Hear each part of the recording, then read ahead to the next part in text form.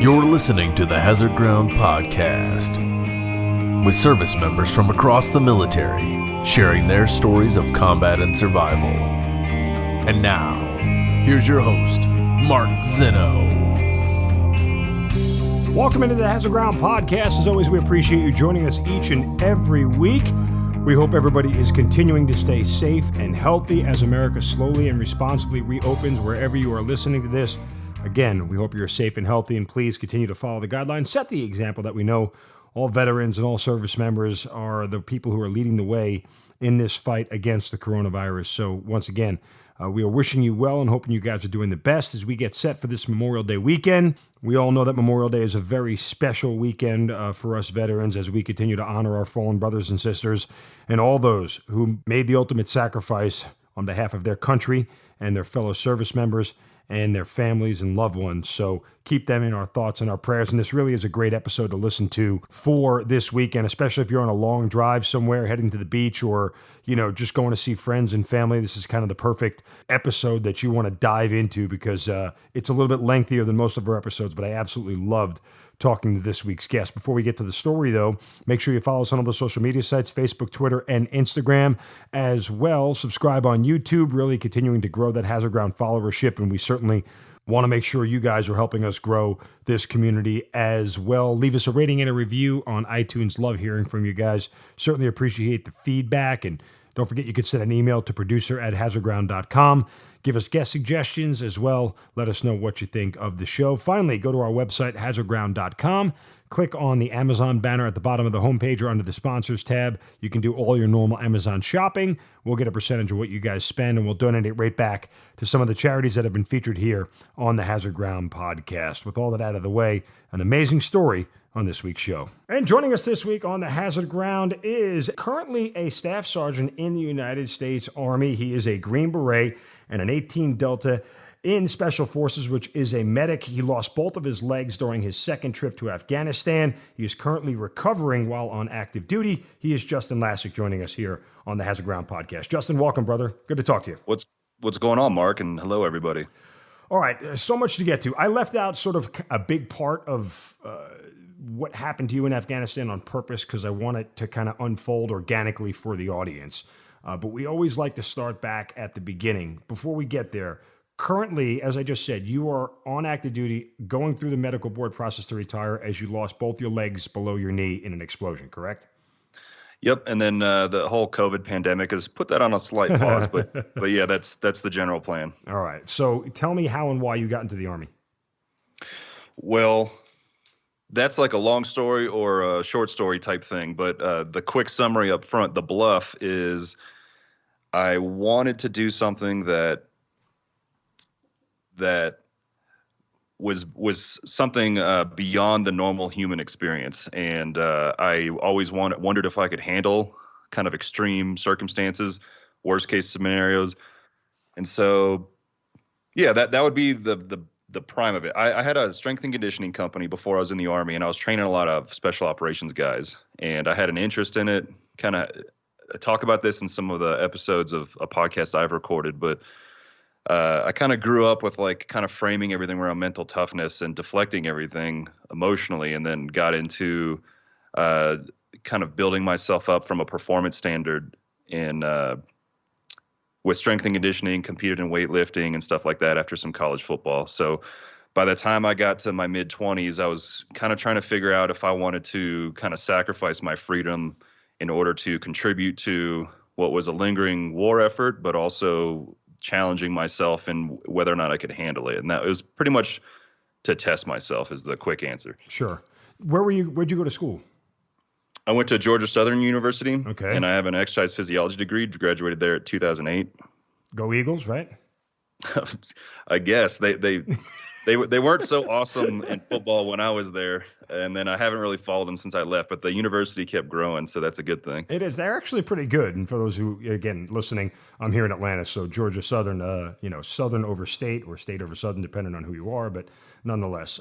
So you finished college, right? I did, yeah. I graduated. I started grad school, quit that, almost went to the Marine Corps as an officer, quit that, Ran a guy's gym named Mark Ripito, who has a starting strength book for strength and conditioning stuff. And then I started my company there in 2009. Well, and that's why I was leading to, with the college degree, did the officer route ever sort of intrigue you? It did, however, and it's funny because I'm talking to an officer, so this is not a dig, but I don't trust me. You're not going to offend me. the standard thing in the military is the officers have some sort of distance from the actual doing of certain things, and that's not a dig on them. It's just that it's a lot of administrative stuff. I have a lot of respect for my chain of command, all the way up to the guys that I know with 3 and 4 stars on their chest. But I wanted to be a dude on the ground, and I actually looked at a lot of options to try and become an officer and still get my way into special operations quickly. So I knew I wanted to be in special operations. And the only thing I found that you could really go to selection and kind of get going quickly in special operations was a PJ route, like in the reserves or something like that. So otherwise you'd have to do some regular military time. And I had a lot of friends that were in the regular military and special operations friends. And I just knew I wanted to avoid the conventional time, especially because I was 26, turning 27 by the time I was in basic. So I wanted to be a dude. And if I was going to be honest, I kind of had this like archetype of what I wanted to be. And it kind of built up to what we call it CAG. It's an older term, but like the Delta Force operator. Sure. Yeah. That's kind of what I wanted to ascend to. And interestingly, I was going to try to go to selection this year had I not been hurt for that. But the point is that I wanted to be someone that was like doing the actual job on the ground and then being utilized for my critical thinking and like intangibles, as opposed to just like, when you're a Ranger private, you kind of, or maybe in the Marine Corps, you kind of have like that top down type orders of you're going to complete this task and you execute. And then once you ascend to a certain point, then you garner the respect of your peers and your command, that you can have a little more latitude and maybe some mission planning or how you go about things. So I kind of wanted to hit the ground running with that regard. And so I looked at the PJ route. I had a background in physiology, anatomy, and but I wanted to have more of a combat role. And the PJs, I've taken PJs on mission as a Delta, and they're very useful. But I wanted to do combat and everything. I just wanted to do shit, and I wanted to be in shit, and I wanted to do it. I wanted to be in combat, and I wanted to think, and I wanted to be useful. And so that's kind of the summary right there. And to your point, listen, I think it just depends on the kind of officer that you're dealing with. Some guys don't mind rolling up their sleeves and getting their elbows dirty, and others aren't cut from that cloth. That's okay. There's a spot for everybody, I always say. And, the Army puts people where they're supposed to be. So as you have trained with the Special Forces guys and everything, you completely knew what you were getting into as far as going through basic and then going right to assessment and selection and everything else. Like, you didn't have any worries about the physical portion of things, obviously? I didn't have worries about the physical portion. It was more of not maybe the emotional, just in the sense that I would have to deal with basic and all that. And you're 26, where'd you go to school, by the way? I went to Loyola in Maryland. And then you went to like an officer type basic. Yeah, I mean, I did our ROTC, so we had our 5-week advance camp at Fort Lewis. So you're around like aged and like yes, guys that had all graduated. Pretty much college. I mean, there were a couple of prior service guys who were going back to school, who might have been 22, 23, 24, 25, but most of us were 18, 19, 20-year-old kids. Okay. Well, I guess it may have been similar, but you kind of have like a different category of people. I don't think it's better or worse, but like when I went through infantry basic, I was 26 and 27, and I had a lot of 18, 19-year-old dudes. Sure. Who hadn't really been. Well, you got life experience. In life before. Yeah. So it's like, hey, stop fucking wiping your nose on things. Like, it was like simple things like that were driving me insane. And I was in charge the whole time. So that was the quote unquote irritating part, even though I love those guys. And if I saw them, I probably wouldn't recognize them because they all had shaved heads at the time. And I've been blown up too many times. But so I knew what I was getting into, and I knew it was going to suck for a while is kind of where I'm getting with this. And the experience, like basic always is inherently supposed to suck. And then selection is inherently supposed to suck. And the Q course is made to suck also. So like I knew I was getting into that. And from the time I enlisted until the time I graduated with a green hat was almost 3 years to the day. Wow. That's because of the medical route. Right. Like there's a whole there's a whole additional 9-month course that us medics go to in addition to the Q course. So I didn't recycle anything. I didn't recycle any part of SOCM, which is Special Operations Combat Medic. It's where Ranger medics go. SEALs used to go to it. Occasionally a PJ would go to it. But that Whiskey 1 identifier in the Army is gained through SOCM. And that 9-month course, which used to be 6, they pushed it to 9. It's a very good course, but it's pretty grueling. I didn't recycle any of that. I think we started with 73 guys. And then by the end of it, the number of people in that class that had not recycled anything was 13. Wow. And then selection has similar numbers, all said and done, from the time selection occurs to the time you graduate. So it was grueling, and it's an experience, and it frames you into a type of person to do the job, and it does a very good job. And there can always be things that, if we AAR everything in the Army, we can always improve along the way. But so I knew what I was getting into, and I did all the reading I could on the Army, Special Operations, the actual pipeline for what I was getting into, and so on. And obviously you went the medic route because of your background in physiology, correct?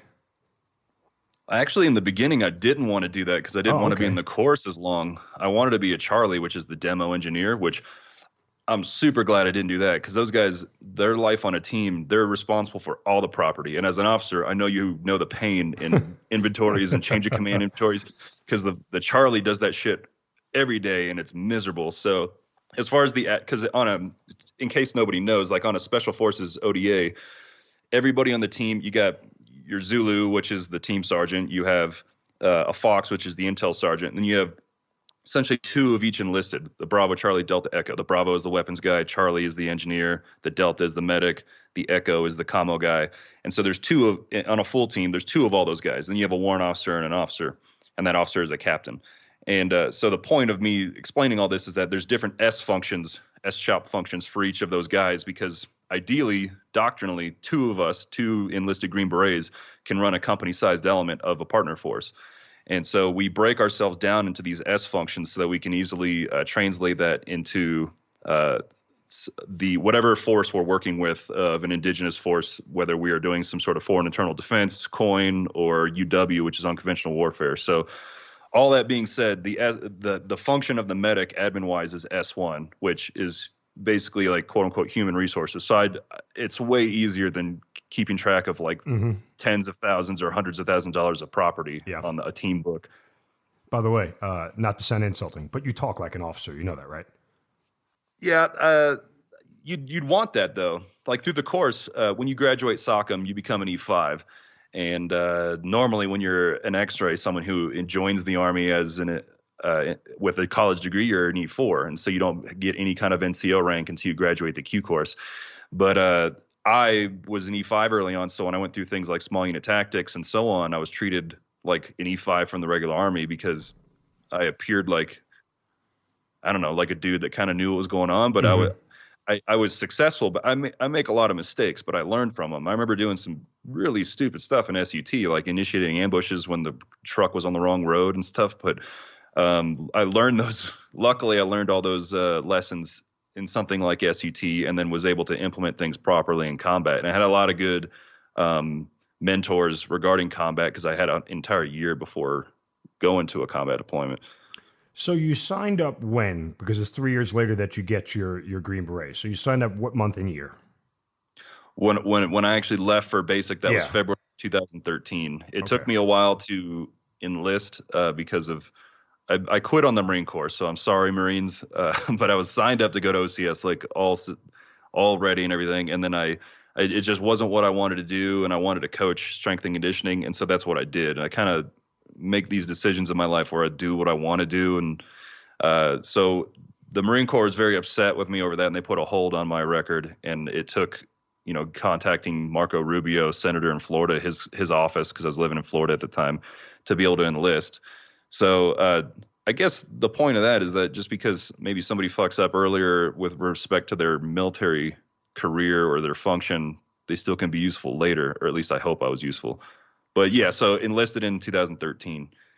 All right. So when you're done with all your SF training, you finish SOCM in your medic school, you get your Green Beret, and you're off to which unit where? I went to 10th Group, 10th Special Forces Group, which is one of the active duty groups at Fort Carson, Colorado. And many people would tell you it's the best one.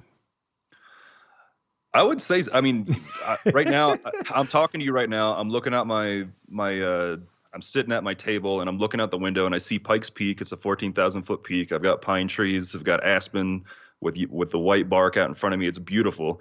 And maybe you can get something slightly similar if you're at Fort Lewis in Washington State. But I mean, if you're in Fort Campbell, Kentucky, or life sucks. yeah, unless you like the beach, you can go to 7th Group. But I mean, as far as the active duty groups, I fought to come here. I had to kind of influence things to get here. So yeah, I would say I've loved it here, and I like the unit. Well, and without offending some of my other Special Forces friends, I learned in my time attached to, the SF community, each group kind of takes on its own personality. And some of that's based off of where you guys work in the world. For example, 10th Group works in Europe. So it's just a different mentality of the guys who go there than necessarily 5th Group or 7th Group, who tend to work in more austere and not so pleasant environments. Fair. Also, when I first got to 10th Group, we had one battalion going to Afghanistan regularly. And then we had the other battalion doing the Yukon mission in Europe, like you said. And then 10th Group, before I had gotten there, had been going to Africa. So they were pretty austere to defend 10th Group a little bit. But 5th Group is out in the Middle East, is their standard AO. 3rd Group was going to Afghanistan regularly, and then they took our Africa mission. And 7th Group is going to South America. And then 1st Group, just to round all this out for anybody who doesn't know, 1st Group goes to kind of the Asian AO, yeah, right. And so all of these groups will rotate a company or so to Afghanistan ever since we've been there, and so there might be a conglomerate of like some guard and active duty companies in Afghanistan. And as the fight in Afghanistan pared down, you would have essentially a battalion-sized element that would run the SOTF. And so for the first time in a while, I think our battalion, 2nd Battalion from 10th Group would run the SOTF, and we would deploy as an entire battalion, which sometimes you get these piecemeal companies making up a battalion-sized element to make that SOTF in Afghanistan. So that's kind of the organizational structure of 10th Group specifically. But you're right, the different groups develop different personalities, and I wouldn't dime out other groups, but 5th Group has more of an NCO driven group, from what I understand, just from having friends there. So I've never served in 5th Group. And then 10th Group, the stereotype is having a little bit more of an officer approach. And then I can't really speak for like 7th and 1st, but yeah, the AOs definitely kind of like develop a culture, and you have an institutional knowledge, not only in the regiment as a whole, but that also you have an institutional knowledge that develops in the unit itself.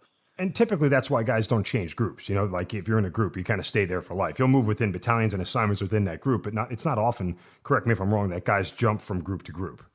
True. It's usually there's a family thing, or a guy needs to be somewhere. I forget what that you help me out from the officer side. There's like a family like if you have a child that needs some extra care, whether they have a developmental disability or handicap or something, or certain medical care. It's usually things like that, or they want to be closer to a family if they have roots somewhere, or if they're divorced. But typically, guys will have to spend time at another unit, quote unquote. They'll have to do some sort of self-development, and now it's kind of created to do that at the 4-year mark, around there, that the guys will have to do some sort of broadening assignment for their career. And that usually goes back to SWIC at Fort Bragg to teach at the schoolhouse, or they could do other things like very rare, like recruiting duty, or even teaching like military free fall school at Yuma, Arizona, things like that. But yeah, they'll usually come back to the unit if they're doing their 20 years, they'll come back to the unit, like you said, and continue growing within the context of the culture in the unit. And by the way, Justin mentioned a couple of acronyms just to clear it up for people who aren't military. SOTF, Special Operations Task Force, and SWIC, Special Warfare Center and Schools. So just for those who aren't familiar with the terms, I always like to make sure everybody is on the same page here. All right, so you mentioned that they were doing rotations to Afghanistan. When do you get to your first deployment after getting to 10th Group? So I got there in I graduated March of 16, got to the unit in around May of 16. I started training in the gym before I actually signed in, when I was still on leave for a month. And then at 10th Group, and some groups do this, we have a call it green platoon or something that like is something that takes the new guys and puts them in sort of course. So it kind of gives them a lot of classes on what resources they have in group. For example, Most groups have this, but we get told this ahead in this course at 10th group. We have some civilian counselors that we have access to. So talking to a military mental health provider and then talking to a civilian one can have there's some delineation of authority there and like pros and cons of each. And so for instance, we get classes on that, but then we also get classes on, for instance, we got a lot of a very focused several days on unconventional warfare, where we're looking at case studies of the past from the Office of Strategic Services to splitting into the CIA, into SF, and through Vietnam and going through there. So we had a lot of academic focus, and then we have essentially like a week of flat range, actually about 2 weeks of tactical stuff to include driving under nods, some familiarity stuff. So when a guy shows up to a team, the Q course is very good at giving you a bunch of tools and skills, but then some of them you need a little bit more practical skills to actually show up and like function on a range for the first time at group. So that initial course occurred, and then I showed up to my team in August of 2016, and then roughly a year later we deployed. So I was fortunate enough to have an entire year of training, and my team had already planned on doing certain types of TDY, which are temporary deployment, but essentially it's a training trip somewhere not at your organic unit, so not at Fort Carson. We did some training trips that emulated a lot of stuff in combat. We were halving in, which is a helicopter aerial force, so you're taking a helicopter in for infill, and doing a lot of missions in the desert, in the mountains, in cities and stuff, and essentially working on small unit tactics, the basics applied to different environments. And so that's where small unit tactics became fun, because in the course it kind of sucks. It's not like Ranger School, but you're not sleeping, you're not eating, and so we developed those types of skills, and I was able to be in a lot of different scenarios, medically and tactically, that prepared me for that first deployment. When you get to Afghanistan, what's your mission? What are you told? Kind of give me the lay of the land as you get there. So I'll just, in the military, we focus on operational security, so OPSEC. But the stuff I'm about to say is open source. I was part of an element that was fighting ISIS in Afghanistan. There is an offshoot called ISIS-K, which is a pledge allegiance to the ISIS main. And so there's a portion of the country where that area, ISIS had control of an area, and they were doing some pretty standard ISIS things as far as brutalizing locals. And I'll just sum it up as that they occupied land, and the locals lost their land. And so there were multiple efforts, especially from 10th Group, of different types of operations that were clearing valleys in a very mountainous area. And I was in a position where we went to an outpost, and we lived out in kind of a very rural third world environment in order to conduct combat operations against ISIS and to slowly gain control of land. And I did that on both of my trips. To that end, let's kind of get inside your head a little bit, because you wanted to go be this guy, right? You wanted to be a Green Beret. You wanted to be this guy in combat and this critical thinker and all those things. When you start to have your first real brush with it, does it sort of live up to the expectations that you were thinking? I mean, does that first experience in combat stand out to you?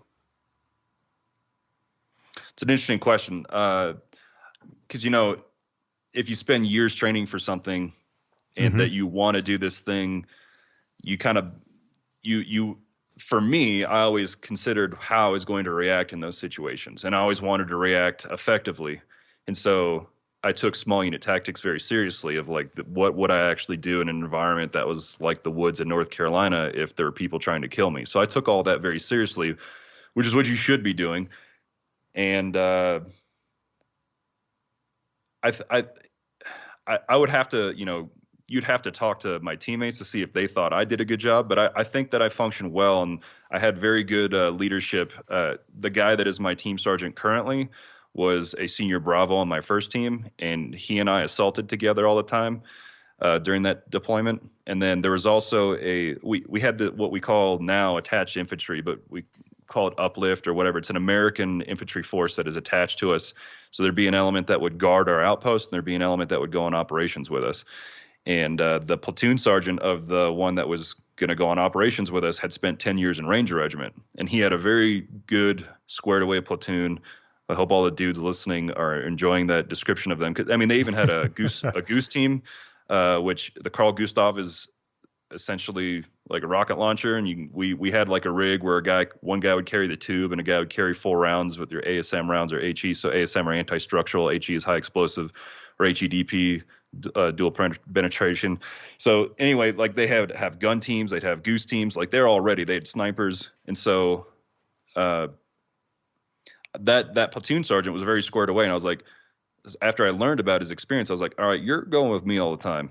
Cause like I had a year of training and I had done the Q course, but I hadn't been in combat. So I want guys around me that can not only help me get better from like that classic Army paradigm of the AAR of what you can sustain and improve, but all the after action review, but I also wanted someone that was there that I could rely on too. Mm-hmm. Not that I couldn't rely on my guys, but you're not really like, it's not like 6 Green Berets hanging out on a mission, because that's done. We're force multipliers, so we're supposed to control the element on the ground. And so usually you'd have sometimes I was the only Green Beret, but you might have 2 Green Berets and like a few infantry guys, and then you'd have your partner force on a smaller maneuvering element. And so I wanted like the best guys around me. So I got to have my team sergeant, I got to have that platoon sergeant, and so I learned a lot. So I guess I set myself up well. Looking back at it in retrospect, I was set up well by how I was groomed for combat. And my first team sergeant was someone who liked combat and he liked tactics. And so I got to talk to him a lot about that one-on-one as I was a very young guy. And I got what I perceived was I got his respect and trust in combat. So when we actually started having rounds, it was the first tick I was first troops in contact, which we call tick. The first tick I was in was a sniper tick. And that's a little bit of a different experience because we didn't know where the guy was. I was carrying a SAW, which is like the light machine gun that fires the 5.56 round, the same round as like an M4 or equivalent to a civilian AR. And we were on a 3-day operation in a pretty intense bad guy area, and we had ticks every day. And the second day there was a RPG shot at a friend. He had a 7.62 machine gun, what we call a Mark 48. And so we got shot at. It went about 10 feet over our head, and we had a little mini firefight, dropping bombs. And then the third day, we were in a pretty intense firefight where an RPG went about a foot over my head when I bent down to pick something up. So I guess for me, I didn't. Here's the answer to your question. That was all the preamble to kind of give you like the conditions that I was in for being prepared for combat. When it finally happened, I was able to react in a productive way, as opposed to maybe having fear override anything or having indecision, because I'd gotten into the habit in the military of making decisions in order to like fucking make something happen. And in small unit tactics, that's what they're looking for. Because if you're indecisive and you waste time and you don't make a decision, then that's when people can be hurt. That's when you can get maneuvered on. That's when you're not reacting properly to make something happen. In other words, that could be the condition set for someone getting killed, sure, or not saving someone. Basically, like when I was in combat initially, I was around people that were guiding me. That current team sergeant and that former team sergeant kind of guided everything forward, and so I got to be a part of like appropriate battle drill responses, because I've been exposed to a lot of these battle drills in the military. From infantry tactics are things that you train all the time. So you have it's a collective action rapidly executed without a deliberate decision-making process. So that's like the kind of the book answer of what a battle drill is. And so I was implementing those things on a regular basis in training. And so when it happened in combat, it was kind of natural to do it. And I also, on a separate kind of topic, was an expert in compartmentalizing emotions. So the fear suppression or the fear ignoring was something I was very good at. When I went to free fall, had already done that by the time I was in groups. So like I liked standing on the ramp and looking down 13,000 feet up in order to suppress my fear. So what'd you say? I said, you sick bastard. But you're touching on where I kind of wanted to ask you next, because you're a self-proclaimed critical thinker and you talk about that fear and everything else. Something that we touch on a lot here is, once you pull that trigger in combat, nothing is ever the same again. And that's not to say that anybody is weak or anything like that. it's just different because that round doesn't come back, and the effects of that round, change the world literally to a certain. If you believe in the cosmos of the universe, so to speak, right? If that's where your head is, that everything is in order and everything has an order in the universe. Did you ever in those moments, or even after the fact, take a moment to think about the effect that you had in combat? You mean from a moral and ethical standpoint, or like resulting in death of an enemy? Yes. So that's an interesting question. Here's something that might kind of build the framework for my mindset. I read a book, I think it was Horse Soldiers, about the Triple Nickel, the fifth group team that went in and helped the Northern Alliance overthrow the Taliban. There was an individual on that team that when he came back from his deployment with no fanfare, he got back in the middle of the night. It was raining. His wife picked him up. He was alone in a parking lot. He got in the car, and if my memory recalls correctly, he was crying, and his wife was asking what was wrong, and he said, "It's just all the killing." And when I read that, I was like, man, I wonder if that'll be how I react.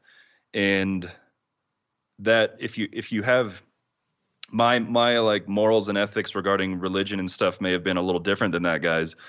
But when I was going into the fight against ISIS, I had been I speak Arabic, or maybe not so well now, but I studied Arabic in the Q course. I had an instructor that was from Iraq, and her and her family and friends had been the victim of countless bombs, whether it was from the insurgency or ISIS. And so I kind of just had years of just wanting to fight ISIS from a moral and ethical standpoint, and not having an issue eliminating an enemy in those circumstances. So I guess the answer is no, it doesn't bother me. And let me give you a preface. There are many guys that have been a lot more combat than me, a lot more deployed time, treated a lot more casualties. I'm pretty sure you've been on probably a lot more like convoys than I have, for example. And so I don't think I'm cool just because I had a taste of combat and I was in a lot of it for the period that I was deployed. And I don't think I'm cool. And there are guys who have smoked a lot more bad guys than I have. I've only personally shot and killed one, but we've killed many, many, many with airstrikes. So I don't have a moral and ethical dilemma as a result of that. There's a book called On Killing, which I'm sure you're familiar with. Like, I don't have any of the questioning of what I did in combat for those purposes, because I think I had already framed it that our fight was morally and ethically sound, and that we were doing it for the people. Sure. And I'm with you. Like, I understand it. I tell this story often on the podcast just because we've talked about this topic a lot. I can remember the first time I fired my weapon, in combat, and there was a split second as I'm looking down the barrel of my rifle and at the end of the iron sight, and I have the target acquired. And it was right as I got ready to pull, I paused for a split second. I just had that thought. You can't take the bullet back, right? And then it goes away. It was fleeting. It might have happened literally in less than a half a second. And you pull the trigger and you go about your business. And for some reason, for me, that thought always stayed with me. And that's why I say routinely, it doesn't matter what happens to you in combat. The person you were before that dies, and there is a new person coming. You'll never be that same person again, because the experience alters you at your core. From the point of, the nature of war only serves itself, right? Like, let's get existential here for a second. Sure. That's what it is. So to that end, is all the killing worth it? Well, different people in reasonable minds can choose to disagree, but in that moment, it's one person killing another person, and it doesn't need to be any more complicated than that. I would agree with you that you're a changed person, because when you step back and you, like anything that you just said or that I just said, so the one that sticks out to me, the moment, as far as like, it wasn't the first time I had fired my weapon in combat, but the RPG went about 10 feet over our head. I'm going to call this friend Wild Boy, because his nickname has wild in it, then we call him, and he's just silly. But we were sitting on there, we were talking, we were on a little hilltop pulling security, and then it was, a guy in black pajamas stepped out, the RPG went over our head, and he was like, "Oh shit!" And I initially just did like probably a 50-round burst with my saw from the kneeling, holding it by the bipod, because I had it on the ground as I was pulling security, and I didn't have the moment of like, this is never going to be the same. But I would agree with you, because when you step back and if you're a normal person, so I'm friends with a guy named Sturgill Simpson. He's a musician, right? And I'll tell him a story every now and then of something that might have happened to me in combat. And then we'll be sitting there and he'll go, man, that's fucking insane.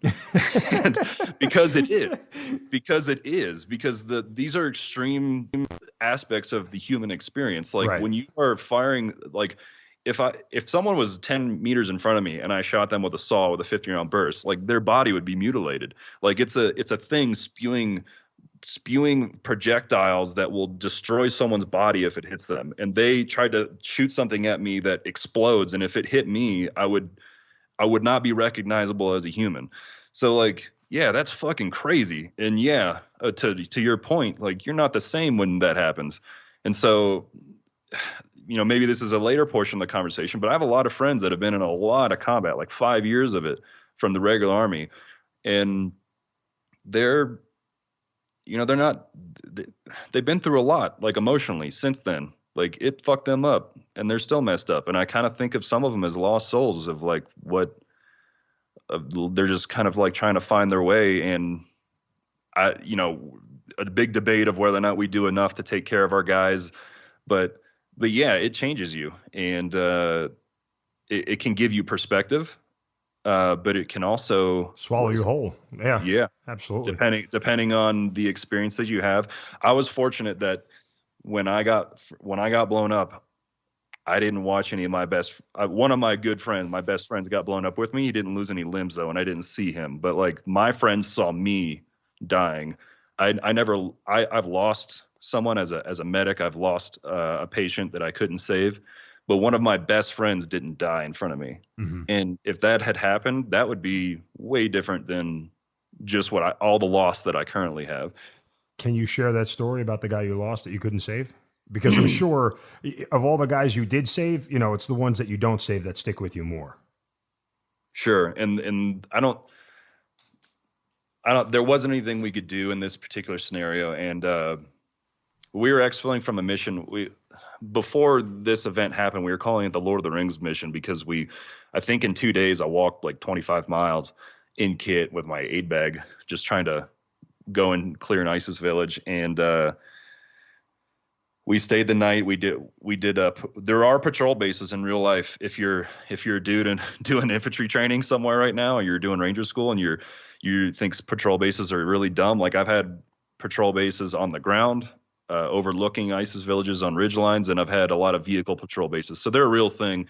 But it was a 2-day operation. We had no contact. So as a guy that likes contact, or at that point in my life, it was really cool until it wasn't when I got blown up. But you really wanted contact because you wanted to find and fix and destroy the enemy. But we were exfilling. We cut the mission early we were going to stay out 3 days. We were going to exfil on the second day, and we were driving MAT Vs. And have you been in a MAT V? You've been in vehicles similar to it, but they're kind of newer. No, I haven't. Yeah. So they're kind of like the old RGs. It's essentially, for everyone else, it's like a giant truck, talking like 15 feet high. And there's this thing called a crow system on it, which is essentially a video game robot turret that someone's sitting inside and has like a video game controller with a screen, and they can zoom in and shoot a 50 cal or a Mark 19. Or there's an open turret, and this particular vehicle had an open turret on it. And I was riding in the back of one, and about 100 meters in front, you have certain spacing when you're on convoys that you're familiar with. So we're probably 100, 150 meters behind that vehicle in front of us, but the terrain was very mountainous, and the ground just gave away. And the MAT V rolled down a ravine, probably 40 meters down. Oh, damn. Pretty steep angle. And the armor of the MAT V essentially cut this soldier in half, almost. And as it rolled over, and there were a total of 8 people in this vehicle, and nobody else had a serious injury. I took them all. I medevaced them all for TBI and C-spine injuries. And I don't know how, but nobody else was hurt. But when I jumped out of the back of mine, someone on a razor drove me up to the casualty, and I had the other Delta, and I had a 68 whiskey with me.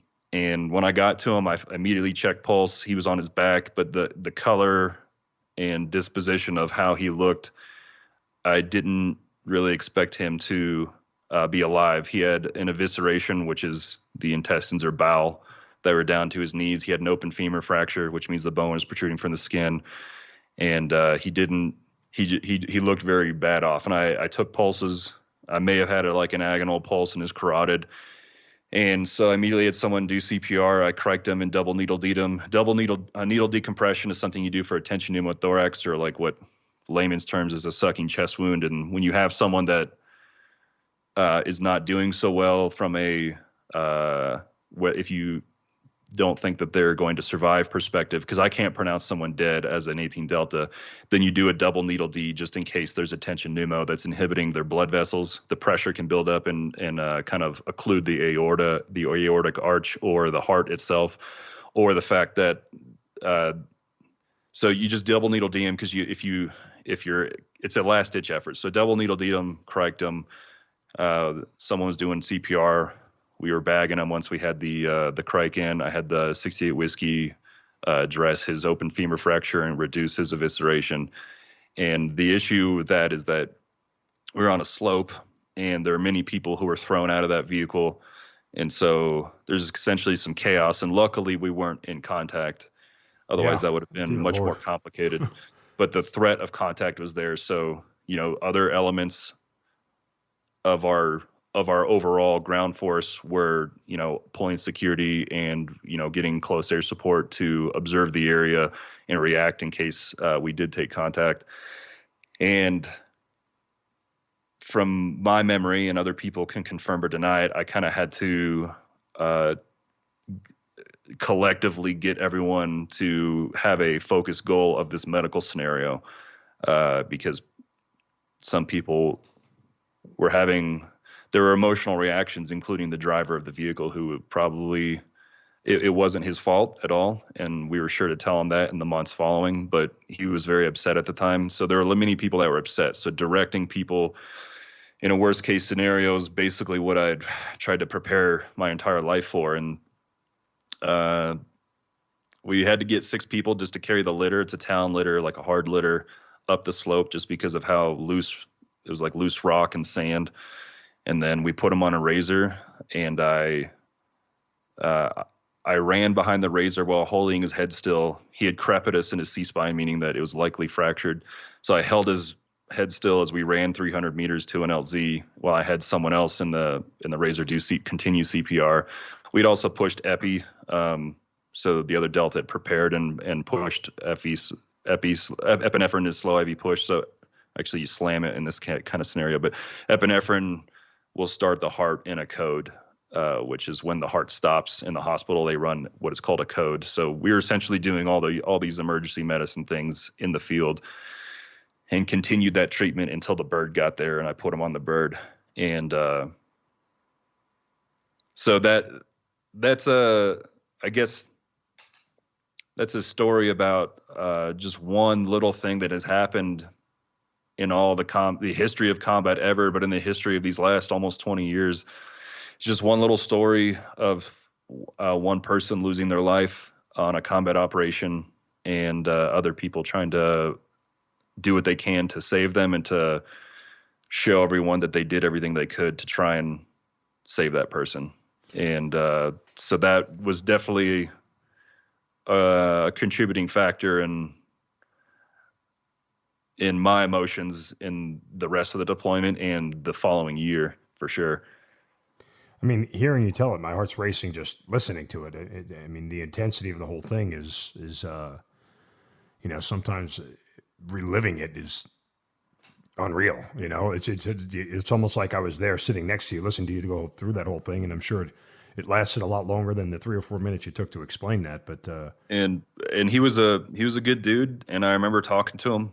I like to joke around. I mean, I've joked around in pretty serious scenarios. I didn't joke around during that one, but I've been pinned down by machine gun fire for 5 minutes and kind of been like, "This fucking sucks, dude." Like just kind of. You're like me in that sense. You need to cut the tension with some sort of humor. Yeah, and I've joked around with casualty when I'm treating him, when I know he's going to live. But I remember he was pulling security. He was in charge of security in the patrol base, and I remember talking to him and dicking around with him. So it sucks when it just sucks when you lose a life and you care about them. And so that the value in hearing this story for anyone listening would be just to understand some of the stuff that happens on a combat deployment. And that stuff happens in training, unfortunately, too, quite a lot. And then also what would be valuable for people to understand that hear that story is the effect that it might have on people. And the effect that you're not hearing about right now is the effect that it had on his family or his friends. Right. And that I understand that from a different perspective as a casualty, but you know, how his family, whether it's his parents or a wife or kids or anything, like the effect that it would have on them going forward is significant. And so the point that I always make is that, and the reason why I want to share stories like this, or why I would want to put this information out, is that I would want anyone making the decision, anybody at all, but like the people that vote or the people that make decisions, the people that vote for politicians or the politicians that make decisions to conduct any type of wartime operation or to be involved in a war. I'm not saying that war is something that we should always avoid or that we shouldn't be in these wars. I'm not making any of those points because I definitely don't represent the DoD at all. But I would want them to consider the cost. That's all. I would want people to understand the cost, and you can't understand it if you don't know. So when you hear a story, which we haven't even talked about my personal story, but when you hear a story about someone losing their life and the effect that it might have on everyone that was involved or the effect on their family, I would just want people to understand that cost because that matters. Well, let's get to your story because that's next. You finished that first deployment, and your second deployment is how much further down the road after you get back? 11 months after I got back from the first one. Okay. And are you heading back to the same part of Afghanistan? I was in the same district in the same province. Okay. So assuming the same mission set for the most part? Right. Just at a different outpost, probably within 10 to 20 kilometers of the other location where I was conducting combat. And you arrived there when? Month and year? February of 19. Okay. So it is only a couple of weeks until March 5th, 2019 when you get injured. Take me through that morning. Is it a normal day? Is it a normal, mission set for you on that day? What are the circumstances? Yeah, so when you do a lot of when you conduct operations on a regular basis, and they're the same types of operations, especially in the same type of area, oftentimes with the same partner force I had on the first deployment, like I would recognize guys and talk to them because I learned and spoke enough Pashto to at least entertain the partner force. You have a certain level of confidence that in doing it again, because we had done a lot of operations like that on the first deployment, and these are interesting operations. These are a lot of daytime ones too. Like SF, we do a lot of nighttime raids in general, but these are like daytime clearance type operations. So very, very different than what a lot of guys do nowadays. But yeah, I would always wake up, evacuate my bowels, and put the right clothes on. And all the preparation was done before that day, with our gear. That's just part of being a soldier, being a Green Beret. We would check all those things the day or two before. All the weapons would have already been cleaned, test fired, and everything. They would have been loaded. The kit would have been ready for combat. I would have everyone weigh their stuff so that they would understand how much they're carrying. If one guy had more than another, then I would cross-load effectively. So cross-loading, all that stuff was already done. And as an assault leader, that was something that I paid a lot of attention to, making sure everyone had medical cross-load. One of the major things that we had for this deployment, the second one, was I would carry blood on the mission. We had these little coolers where you could carry 2 units of blood with a warmer. So I'd usually have someone carry that, and everybody would have a blood transfusion kit where I could take out of guy A and put it into guy B. And I say guy because there were no females on this particular operation. But so yeah, I'd already had snacks in my kit. That's the important part. You have like good, to give you an idea how much weight this would be, on my last operation, on my first deployment, I weighed 297 with all my shit on. Dear Lord. And so I was about 210 pounds. And so I had about 90 pounds of crap on me. That's like your kit, which is the body armor, all the ammo, grenades of various types, whether they're anti-structural, smoke, or frag, or not so much in the type of AO we were in, but you could also have flashbangs. So full basic load for your rifle. A lot of guys might carry sometimes you might carry a sidearm. It's just kind of the preference of the guy. Sometimes that sidearm would have been a 320, which shoots a 40 mic could be smoke, could be explosive, HEDP, etc. And then I would always have my aid bag or some element or some medical capability, because I'm a medic. And so I weighed almost 300 pounds on that first deployment. And then on this particular operation we were conducting when I got hurt, we were going to remain overnight, which we say RON. We were going to do a RON in this valley and kind of instigate for more combat so we could find out where the bad guys were. And without saying more, we were clearing an area and also looking to find, fix, kill the enemy. And so we had rucks, is my point. And so when you have to sleep at night and you have to have food for multi-day operation, and you have we would cross-load 7.62 link. So in other words, you got a heavy ruck on in addition to your kit. And so all that stuff was prepared. It was a normal morning. We took a team picture. There's pictures of me of that morning, the last pictures of me with legs. And so that's kind of how that morning went. I think around 7 we rolled out, and as the sun's coming up, we step off with our partner force. It was a 2-team operation, and that's kind of the setting for the day. All right. So, by the way, a snack of choice, just out of curiosity. Well, you're limited on what you can get in country and what the supply provides you, unless you brought a bunch of stuff on your own. But we had these honey stinger bars that they'd have like 10 grams of protein and almost 30 grams of carbs. When you're tired and I think you know what I'm talking about. Like when you're on an operation, whether it's hot or it's cold or you're just miserable in the elements, sometimes when you have a certain type of snack, it's like the greatest thing in the world. You get reduced to like caveman mentality, like I'm sure you've been cold and wet in the woods or something in training. And when you put dry clothes on, it's just like, that is the epitome of happiness to you. So sometimes snacks can do that, and having the right amount of electrolyte in your electrolyte powder in your water bottle or something. So I had a bunch of stinger bars, and you can see it in my kit. On the last picture of me, there's a little orange thing sticking up, and that was my snacks. All right, so you guys have the scene set and you're ready to roll out the door. Take me through the sequence of events. So generally speaking, with this operation, we're doing what dudes do, and we're maneuvering through a kind of a mountainous environment with sparsely populated buildings through a valley in order to get to where our LOA was for the day, the limit of advance. And so generally speaking, the team sergeant is the tactical commander on the ground as far as him making decisions of where the ground forces are going to move. And you have a captain who is the ground force commander. He's the team leader of the ODA. And so his credentials are necessary to call in close air support when it fits in with the rules of engagement, the ROE.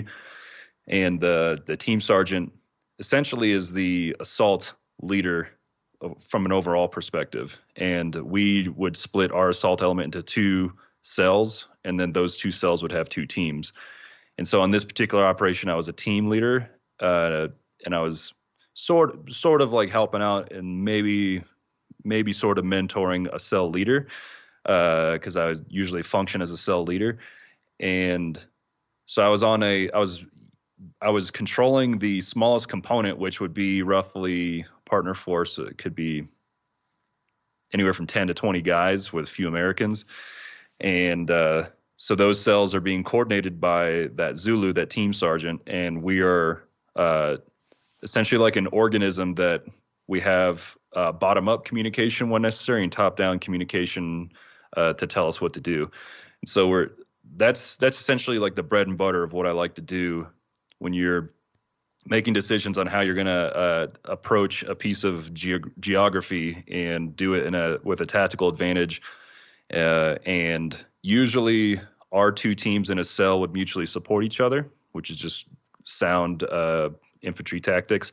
And then the two cells could support each other. And then if relevant, there'd be a support by fire that could support, there's this certain doctrine that they could see a certain portion of the objective and influence a certain portion of the objective, but we would typically have a support by fire. In this case, we had another ODA on the opposite side of the valley doing their own thing too. So we had security pretty locked down, especially with the air support covering the ridge lines.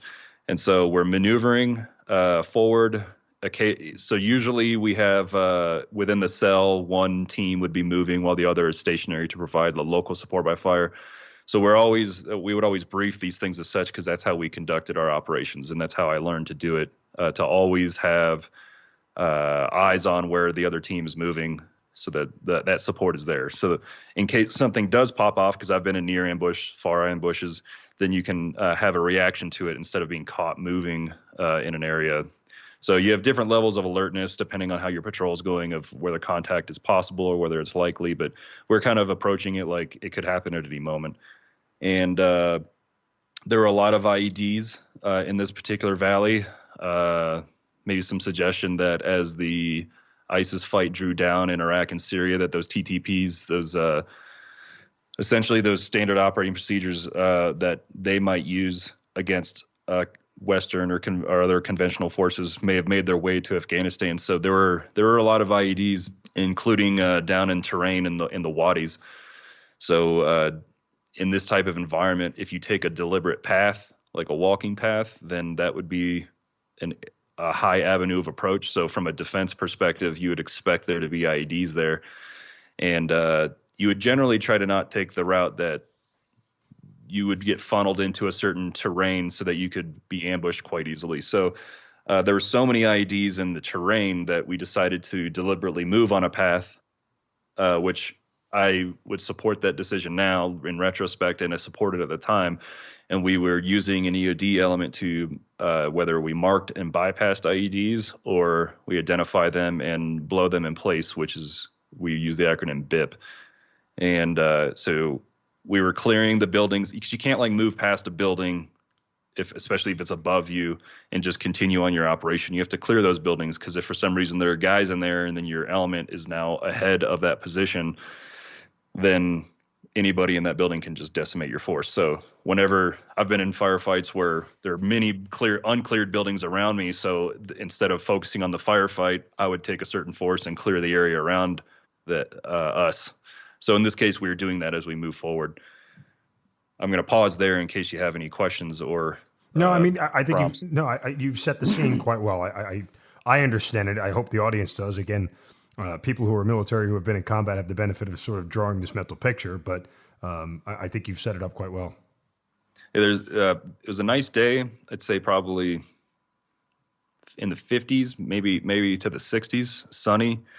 A good day for walking around in the mountains. I would drop my ruck and recon things with elements. Or I'd drop my ruck and kind of clear buildings on high ground, because I'd always drop the ruck because it's probably close to 100 pounds or so, and pull my aid bag out, and which was a butt pack on this one.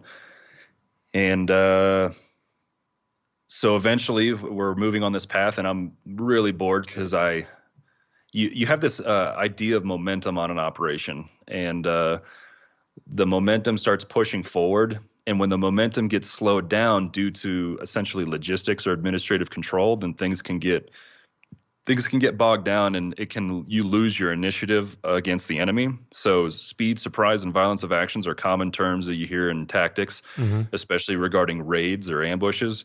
And so when you're on ground and you're moving through a mountainous terrain, you don't really have speed and you don't have surprise. So you just have to have violence of action. But there is an element of initiative that on an enemy, that the more time they have to set in their defenses, which they usually would have layered defenses in defensive fighting positions, which we call DFPs, they can prepare very quickly and easily to defend an area if it's valuable to them. And so if you're moving and you get bogged down that like one element stops moving and then that other element doesn't move right away, or they're not ready to move, and then they're taking a long time to get to wherever they need to go, so you can't move until they're done moving. Those types of things can bog things down. And as a guy who likes to be very efficient and methodical, that can get frustrating or boring.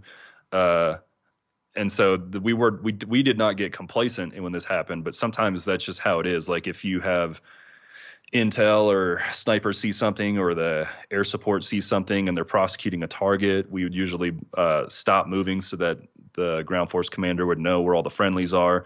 So things like that can just bog the movement down. And when you're a dude on the ground, my team sergeant would often remind me, like,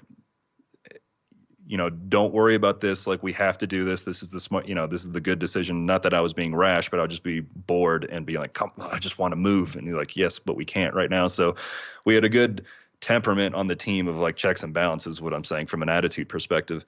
So that was we were moving, and it sucked because we were kind of stretched out a long way because of the terrain was so steep.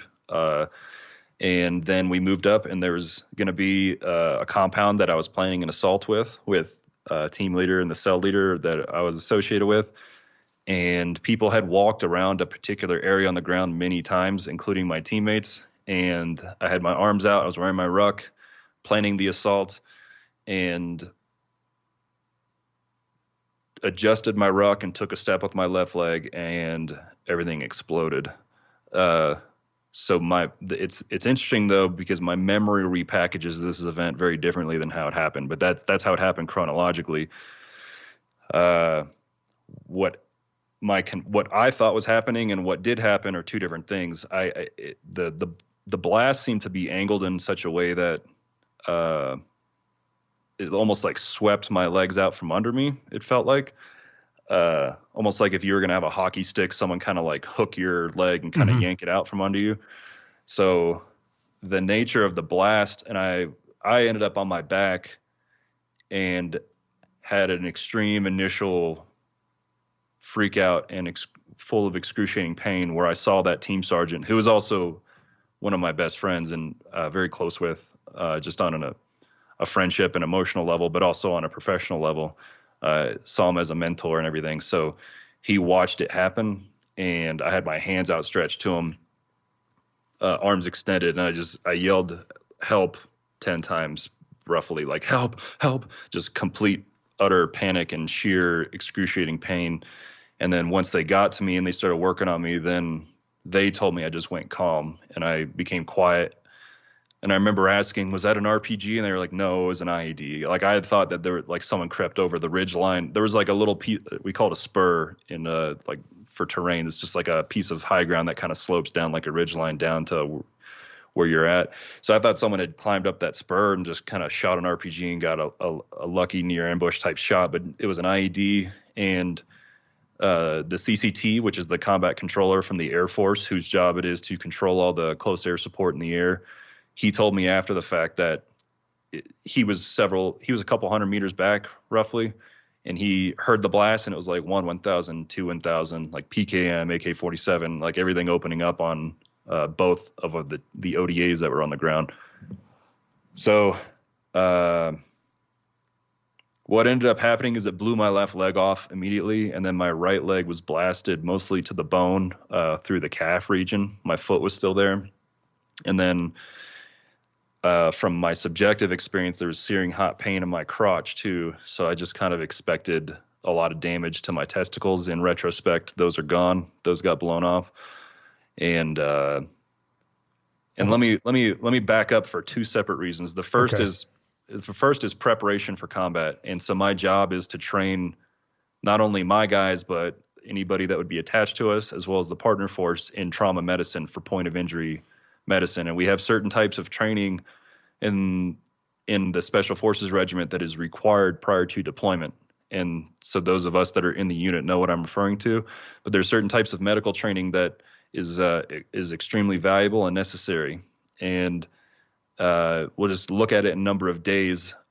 We were scheduled to have 2 days of it, and I pushed that and extended that to a 3-day, and I would rather it be a 4-day period or an entire week of training to run full-on scenarios of not only point of injury training on a patient, but also how the team conducts their response to that patient, calling in a medevac, movement to a landing zone, and then medevac procedures, and to include how they're conducting their security with that patient movement, whether it's in vehicles or on the ground. And so we had done a lot of that, and I had I would always incorporate medical training into everything we did, whether it was flat range or small unit tactics with no, with dry weapons, or in other words, no real ammo in them, blank or otherwise. So we would always do medical stuff, including patient movement.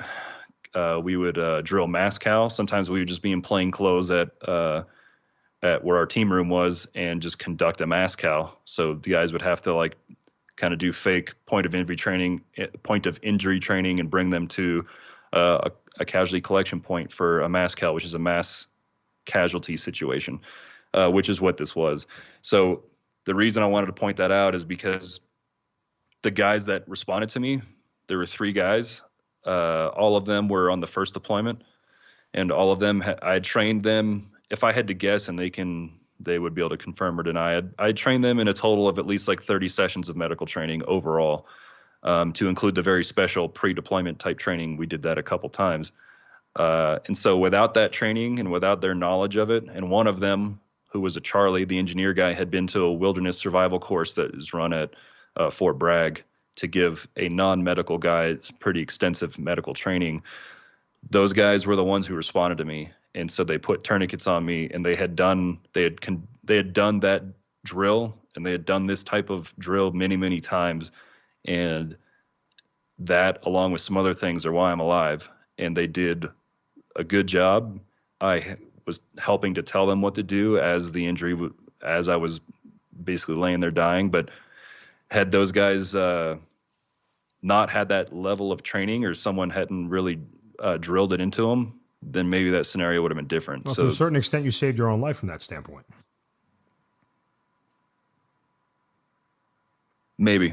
Yeah, I mean, that's one way of looking at it, but I mean, I'm pretty confident that those guys were prepared to handle whatever they could medically. And I think in my particular scenario that it was I was riding the cusp of not going to make it the entire time. And because of those guys and what they did and the training that we did. So yeah, I ultimately played a part in saving my own life, and medics need to remember that. Because sometimes there are people who are resistant to medical training. I've never really experienced that, but that's the old adage that like, don't worry about that. But like for you, in your military career, how many times in training have you been in full kit, laying down on the ground behind a barrier, like on a live range, and put tourniquets on all 4 of your limbs? Well, not all 4, but once in that simulated environment. Yeah. Okay. Well, yeah, like one at a time, not like all 4 of your limbs. That'd be fucking insane. But good. That's a good thing that you've actually done that. I've met people that haven't done that and that have been to combat. So I would want dudes that have done this a variety of times in training, so that when my ass is the one that's blown up, it's not the first time they're ever doing some shit. Right. Exactly. You kind of mentioned something that anecdotally has been something that we have laughed about on this podcast over and over again. And we've talked to dozens of guys who have been blown up, and the first thing inevitably every guy who asks who gets blown up is my junk okay? And I tread lightly here because we always usually laugh about it, but in your case, it wasn't. You said you felt a searing hot pain. Did you think that was just some sort of like psychosomatic, like there was nothing really wrong? Did your guys say anything to you? Did they notice anything about the fact that you were bleeding from, that area? No, I knew something was wrong. The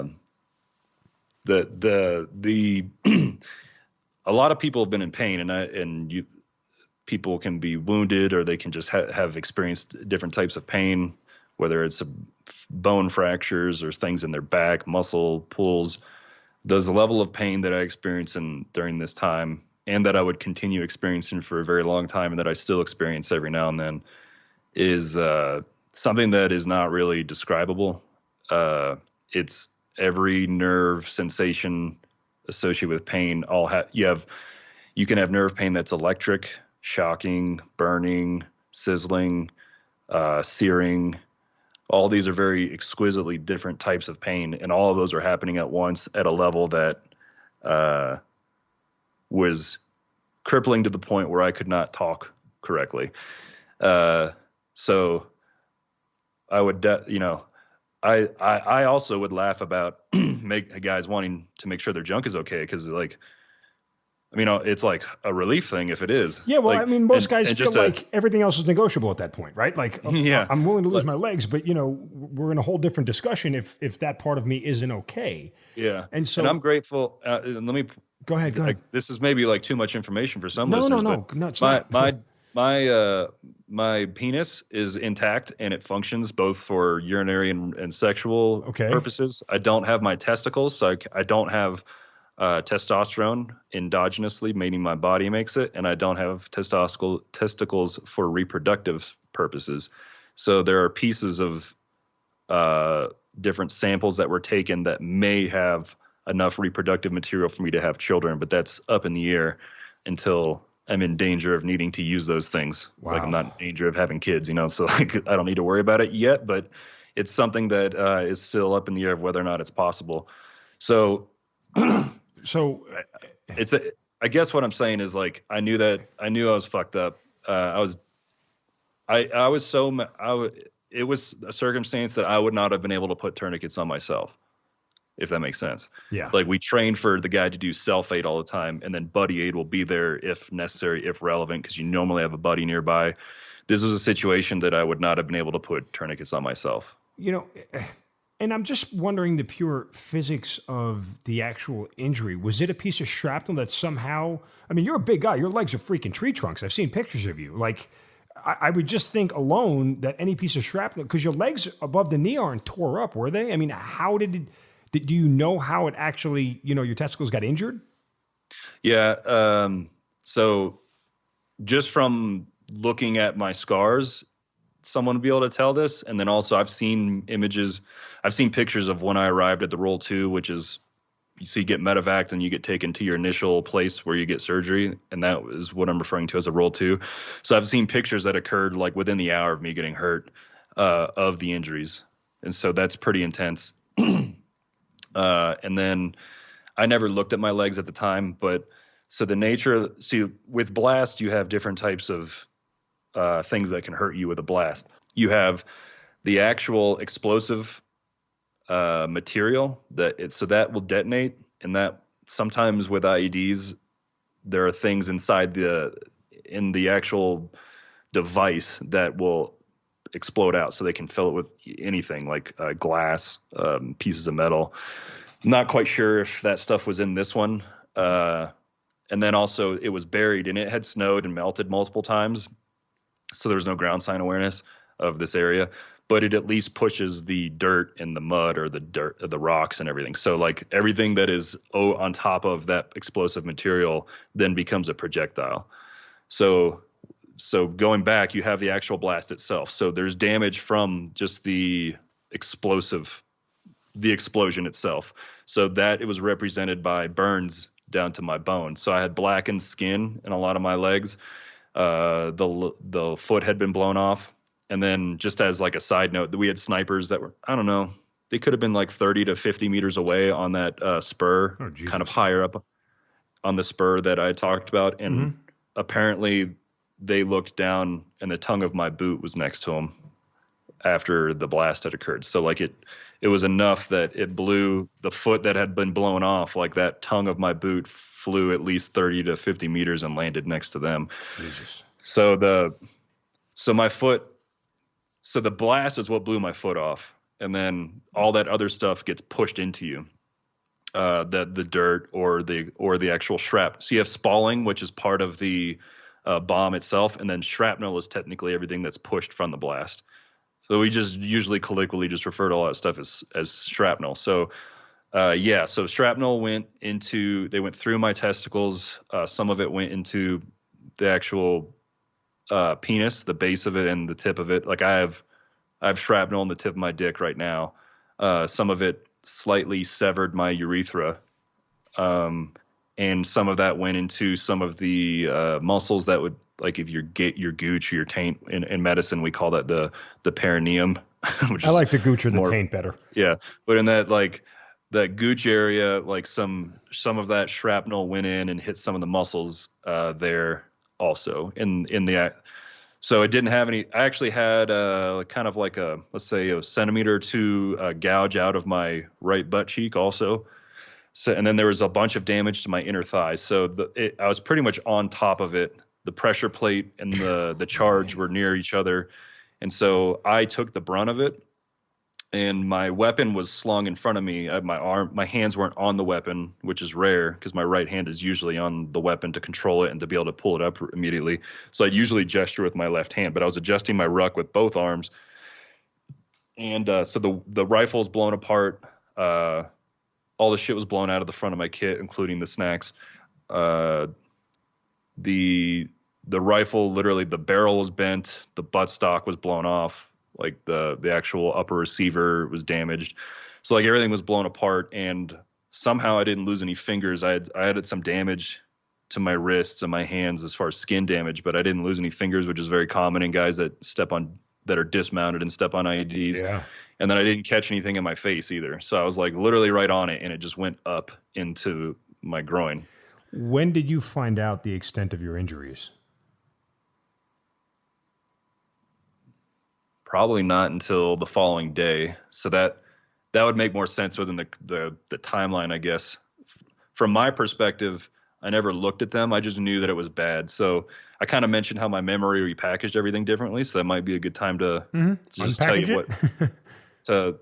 So I'd dropped my ruck and went up, and I'd probably climbed almost like a 50-meter hillside to clear a handful of buildings with some partner force. And then I'd come back down, and then we were waiting to continue moving forward. And when I don't remember like stepping on it. What happened first was that my vision had a complete white veil over it, like very cloudy, like I couldn't see very well.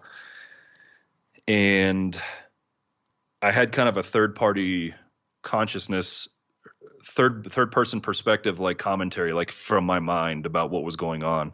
And I remember thinking, like, what is this? And then I don't know how much time, but then I was like, oh, I guess this is my existence now, just whatever this is. And then I heard like a machine gun, do. It was a 240, which was roughly like 8 to 10 meters away, maybe. I didn't know at the time, but so I heard this noise. I was like, oh, something's happening. And then my body was being jostled, and I could hear people talking about me. And I was like, oh, something's happened to me. And then I don't know if it coincided with my heartbeat or just noises, but if you have like the realm of your perspective and your vision, what you can see was like first person.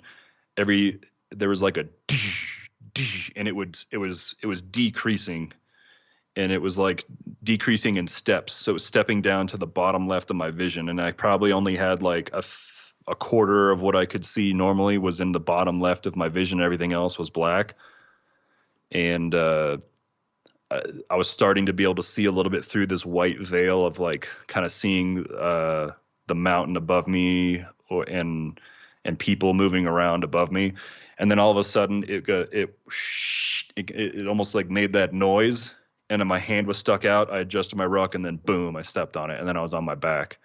So maybe I lost consciousness. I'd always like perceived that I didn't. And then the sequence of events are that the guys put tourniquets on me, and then I was trying to tell them what to do, because in my head I was like, I'm so messed up that if I'm going to survive this, and we need a good clinic. That's kind of what we call like a trauma patient assessment in my job. You run a clinic on a patient, and you can do good clinics and you can do bad clinics where you forget stuff. And so I'm like, we need to have a good clinic or I'm dead. And so I told them, the interpreters who had the blood, so I told them to get the blood from him, because I was like, I need blood. I need TXA, which is tranexamic acid, which is an antithrombolytic, which means it prevents clots from breaking down. So whenever we have any kind of like, especially in the box type damage, which the box is like from the neck to the belly button in that respiratory area, if we have like any type of internal injuries or massive hemorrhaging, we want to get TXA on someone immediately, and we want blood to follow it. We don't use crystalloids like normal saline or lactate ringers anymore, because they kind of blow clots. If you hydrate someone too much, and all it's really doing is pushing their pressures up, but it's not giving them the contents of blood that they need for red blood cells that have oxygen attached to them, all the clotting factor, which would be B, the clotting factors, basically stuff that dude needs to be that a dude needs to stop bleeding and to give his body the substrates to continue good metabolism. And then, so those like clear fluids that you may have seen in your army training where you like someone gets an IV and it's a clear fluid, like those, that's not the way forward anymore, especially in special operations medicine. Like we need to give blood because nothing is a substitute for blood, and it's warmed. So hyperthermia is a huge issue with a patient. So Sure. Told them to get the blood. My hemostats and my shears were blown out of my kit. So I pulled the shears out of someone's kit and I cut my shirt off and I was pointing to my right AC, my antecubital portion of the inside of the elbow where the big vein is. And I was like, I need a saline lock.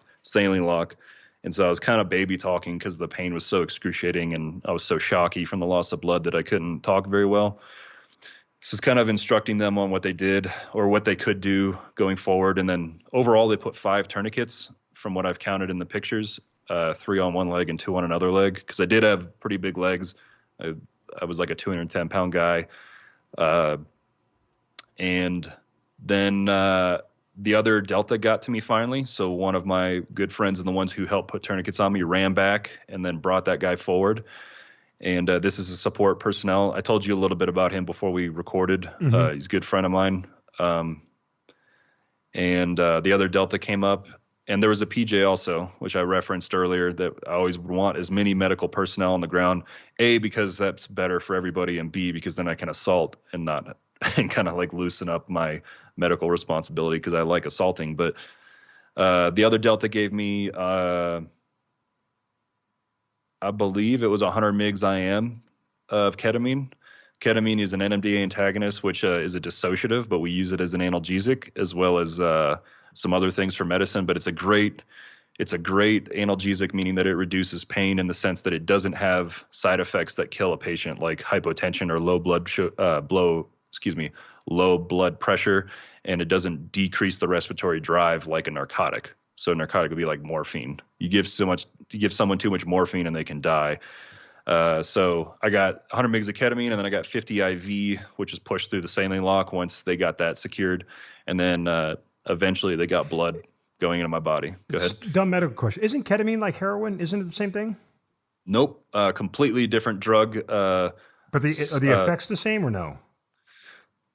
Other than maybe like changing perception of reality, okay. That would be the closest thing. So heroin is narcotic. So it'll have that decrease in respiratory drive, decrease in blood pressure. And ketamine, actually some side effects of ketamine are increased heart rate and increased blood pressure, which those are not like bad things when you have someone that is circling the drain, as we say. Circling the drain meaning that they're getting closer to death with how their physiology is functioning with respect to how they're compensating to the blood loss. Gotcha. Or whatever else is going on.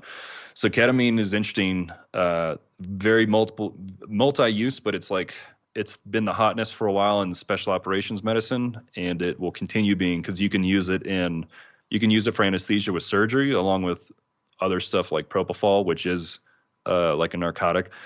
But yeah, so ketamine, you can't overdose on it either. You can overdose on a narcotic because it'll kill someone, or like a benzodiazepine, like Valium or Versed. Yep, yeah. Like those can kill someone with a high dose. And there's reversal agents for narcs and and benzodiazepines. There's Narcan and flumazenil, respectively. So like if you ever hear stories about people who are like doped up and paramedics hit them with Narcan and they come up and they're violent and they're angry because like, you ruined my high, man. You know, like that's kind of that classic, like hitting someone with Narcan and just like revving them back to reality. Mm-hmm. Ketamine does not have a reversal agent, but time, the body will metabolize it. So you can give someone 200 mgs, 300 mgs of ketamine. I mean, you can give a child like that level of ketamine and they're not going to die. They might have like a pretty rock and roll psychedelic experience, which when you pair that with the setting of something very traumatic happening physically, like that can be that can put someone in what we refer to as the K-hole, where they're essentially kind of having like a bad trip on a drug that's changing perception, because it's not a true psychedelic in how those things will function, but it definitely changes the perception of reality, because you're not unconscious, but you're not like consciously aware of what's going on. And so in my case, I was in and out. I would catch glimpses or hear things. And so for me, like the regarding the PTSD and stuff, I have the blast, the machine gun, the patient movement, and dying, kind of like in that order. That'll repeat itself. Because there was a point during the patient movement. I mean, the guys, like the team sergeant knows he has to send someone to secure a landing zone for the helicopter, and we have to do that in a way that is not in danger to the flight crew. So it's usually a direction from which we came, or that is behind, that is concealed or cut and preferably covered by the terrain so that the enemy cannot shoot at that bird. And so that location in this scenario was down multiple terraces. And remember me talking about earlier how the high avenues of approach in this terrain were IED'd. So in order to prevent any further injury from IED, the guys are just going over the edges of these terraces, which were 10 to 15 feet tall. So I was in a Skedco, which is kind of like a rolled up, real thick plastic thing that you can vertically and horizontally hoist a body with. The PJs do a lot of interesting rescue techniques with Skedcos, but I was essentially in a Sked, and they were vertically lowering me down these like 10 to 15 foot terraces. Sometimes one guy holding me with just one arm as the other guys scrambled down to receive it while I'm receiving blood. And, they're stopping and reassessing me along the way as per how you treat a patient. So they had a very difficult patient movement to get me to the LZ, but there was a point in which during that movement that I was under I kind of just understood that I was going to die, and that there were two distinct moments that occurred. And that entire experience is framed from the perception changes on ketamine, if that makes sense. Yeah. So the way the sound, there was a piercing sound in my right ear when that machine gun was shooting back before the guys moved me. So that's like a part of, like, sharp noises in my right ear will start triggering things for me. And there's certain images I have that kind of stick with me that are like seared into my memory regarding what I saw. How do you get off the battlefield? Do you remember? Kind of what I just described. The guys had me in the Sked. They had a patient movement party with security. You send a JTAC who can control air, not necessarily the CCT, down to the LZ with a party to also clear the LZ of IEDs, because you wouldn't want the bird to come in on an IED. So I kind of have like a lapse in right after that ketamine. There's like a period that I don't have a good perception of, other than like very stray images or sounds. And then I kind of started having more of an awareness towards the end of that patient movement. So it probably took them 15, 20 minutes. And from what the guys told me, it was one of the most grueling physical exertion endeavors of their life. So, because you weigh 210 pounds, or just the terrain, or what? The terrain, the sun beating down on them, the threat, like the place that the compound that we were going to clear actually had guys in it, and that compound overlooked the LZ, but they had already struck the compound with air during the movement. So sometimes, let me back up. So sometimes when we talk about combat, you've been in ticks and stuff. So sometimes they're not as like super intense as they might appear in certain aspects of TV. Like if you watch the beach storming in Saving Private Ryan, that's completely insane and very chaotic constantly. And firefights are not always like that, but sometimes they are. And this was kind of more of like constant fire, occasional bombs dropping around the valley that we were in, and then guys just trying to do their best to move their friend to a location so they can get him and other people, because there were 2 other Americans hurt and an Afghan that was hurt pretty bad. And luckily none of them lost any limbs, but we had essentially a mass cal, so they were working to they had 2 components of the ODA that were down, and they're trying to rally around that and still do all of the functions that you normally do. So in this case, it was a little more chaotic than what a normal firefight would be. Right. That's sort of my memory of it and what they told me. So when do you wake up in a hospital bed? Like, what do you remember next? Well, just for your own amusement, I woke up on the bird. I think the bird had just taken off. So when I was getting put on the bird, I grabbed the nearest teammate and I grabbed his hand and I said, "I'm going to die." And he's like, "No, you're not, man." And I told him to tell someone that I love them. And because I just accepted I was going to die. So then I was out and I wake up and I see like the door of this helicopter, and I'm pretty sure it was open. And in my head, I was like, if this is the medevac, why the fuck's the door open? Like this, I was like pissed. And then I kind of like was very out of it, like very loopy, and looked over and I saw someone in a flight suit. And I've done many patient handoffs to a flight crew, and when you have the very loud din of the rotors of the aircraft, this is a Black Hawk. And so if I was doing a patient handoff and didn't have the ability to jack in to talk to them with my Peltors, I would lift their Peltors and yell in their ear, like, I gave this guy 50 mgs of ketamine, like, how copy? So that kind of stuff. This dude, which was a guy in this case, I grabbed him by the chest, pulled him, lifted his Peltors, and I said, "Are you the flight medic?" And he just gave me like a yes, no nod. And then I yelled in his ear, "Then give me some fucking ketamine." And then I pushed him in the chest and I passed out. So that was... I've heard many stories about me, like, you kind of, I kind of acted like a dick. It sounded like I pulled my saline lock out at one point. Oh, really? Yeah. I mean, when you're kind of out of it and you're like reduced to, I don't know, the equivalent instinct of like tripping balls or something on a perception changing drug while you're in a lot of pain, then you're not like totally there, and you're probably not that helpful. So I pulled my saline lock out at one point. And they had to put an IL on me, which is interosseous. Have you ever seen those fast ones that you can put in someone's sternum? No. Any videos of this or in training?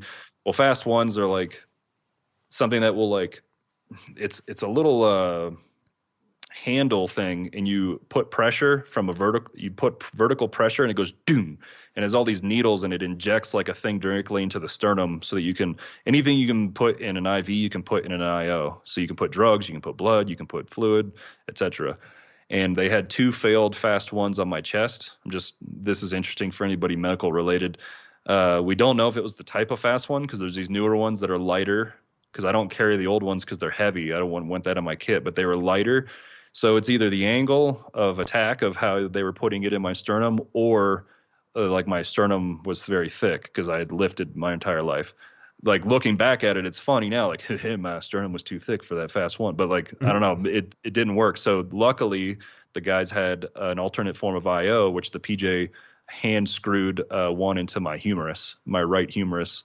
And that's how they gave me the blood after I yanked the thing out of yanked the saline lock out. I read that 68 pints of blood were needed for you. Yeah. So I went into a surgery, and it wasn't actual 68 units of blood, because that's what they told us initially. Okay. And that's what I learned the next day when I finally woke up to answer that question. But what I counted, one of the medics that was on the staff that had a variety of stories about me from this surgery, he sent me a picture when they were counting all the empty bags on the ground. And I counted 35 units of blood. And then I counted, another 25 or so blood products. So that could be packed red blood cells, plasma, etc. Because like getting 68 units of blood is a lot. Like that's like, if you actually needed that transfusion, like when you get 12 units, like that's a lot. So like hearing that I had like 60 something, just like, what the fuck was going on? So what happened is that there was this, who I have not met or found this person yet, I'm sure I will, what I perceive as like a baller surgeon. He did a graft from my femoral artery, or not the artery, maybe the vein. He did a graft from a blood vessel down to my popliteal, which is on the back of the knee.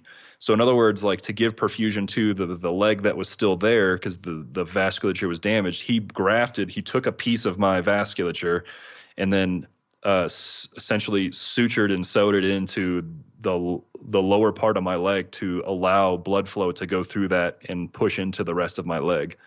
So what that means in practicality, what that means all said and done, is that he's the reason I have my knee.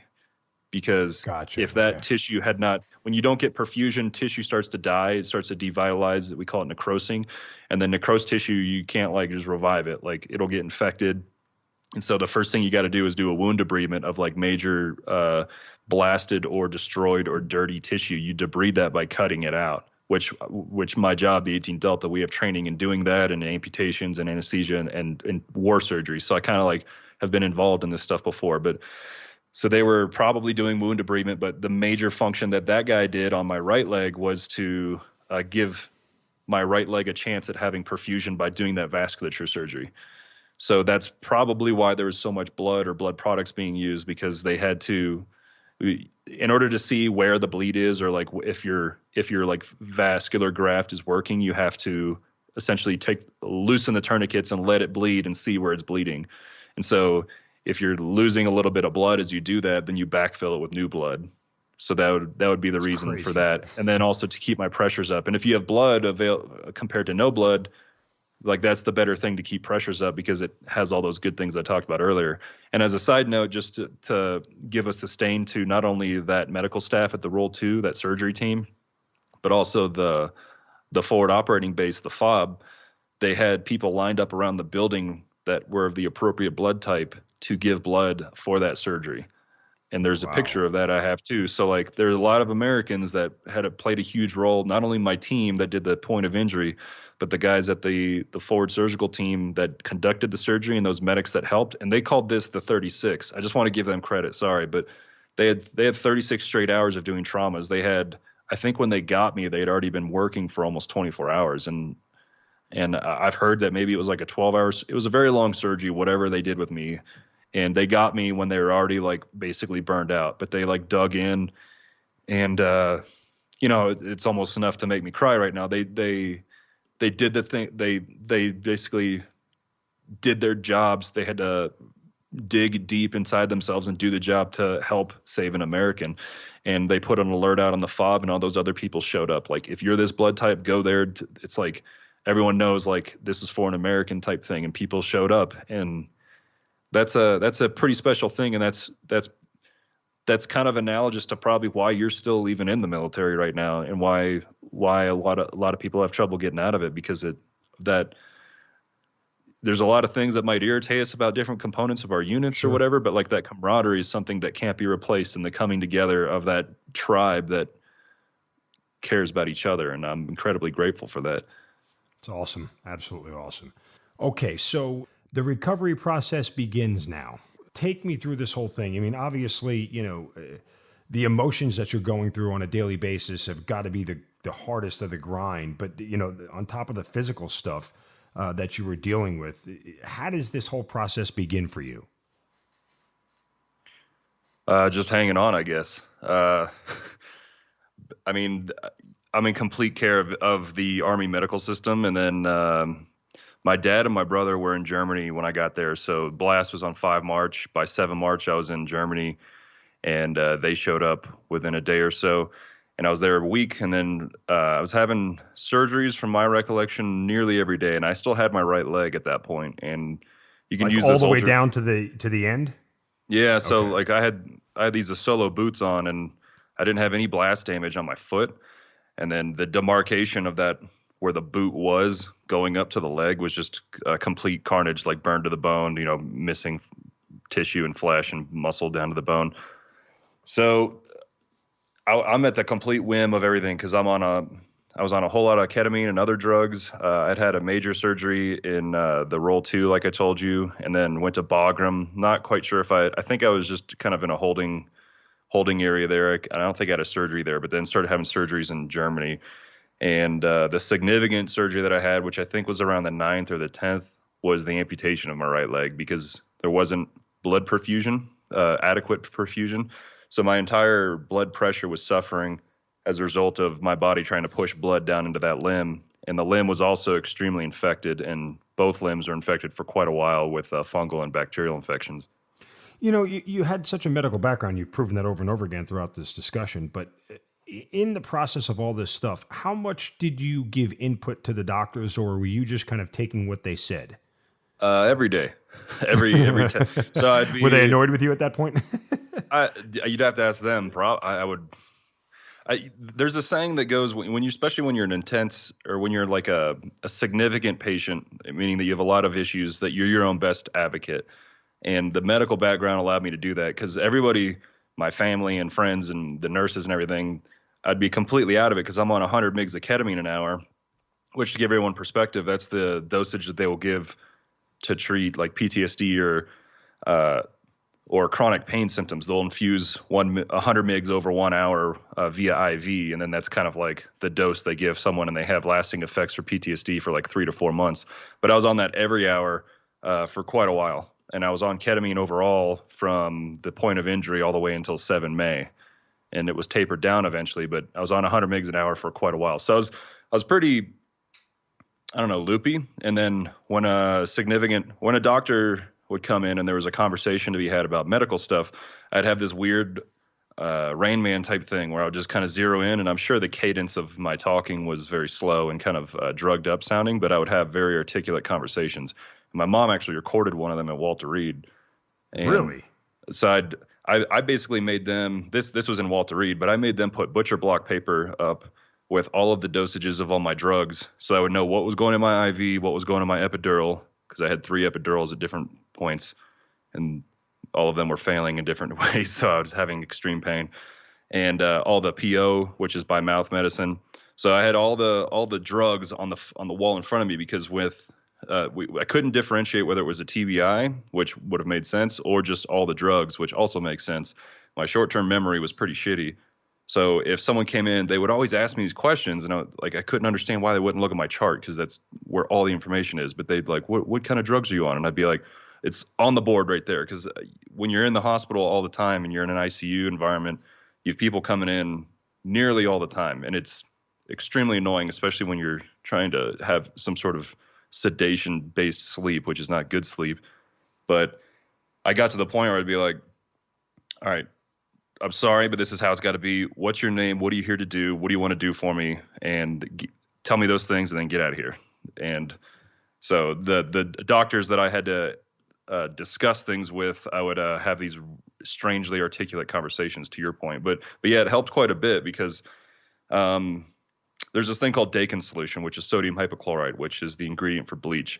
And that I had these wound vacs on, which are essentially sponges that go on top of a wound, and then you put almost like a sterile saran wrap over them, and you cut a little incision, and you put a little suction thing on it, so it sucks, and that sponge will suck down to like a very hard granular, like plastic feeling type thing, because it's taking all the air out of it. And what that does is it can pull fluid, and thus infectious type serous fluid, which is just inflammation and shit like that. But so I've done these things in hospital rooms. I've done them in ICUs and in surgery. But I had those all over my legs, and they help granulate the tissue, so it speeds up recovery. But what they also had was an IV tubing going into it. And that they would stop my wound vac. So just to be clear, wound vacs are incredibly painful because they're sucking on an open wound.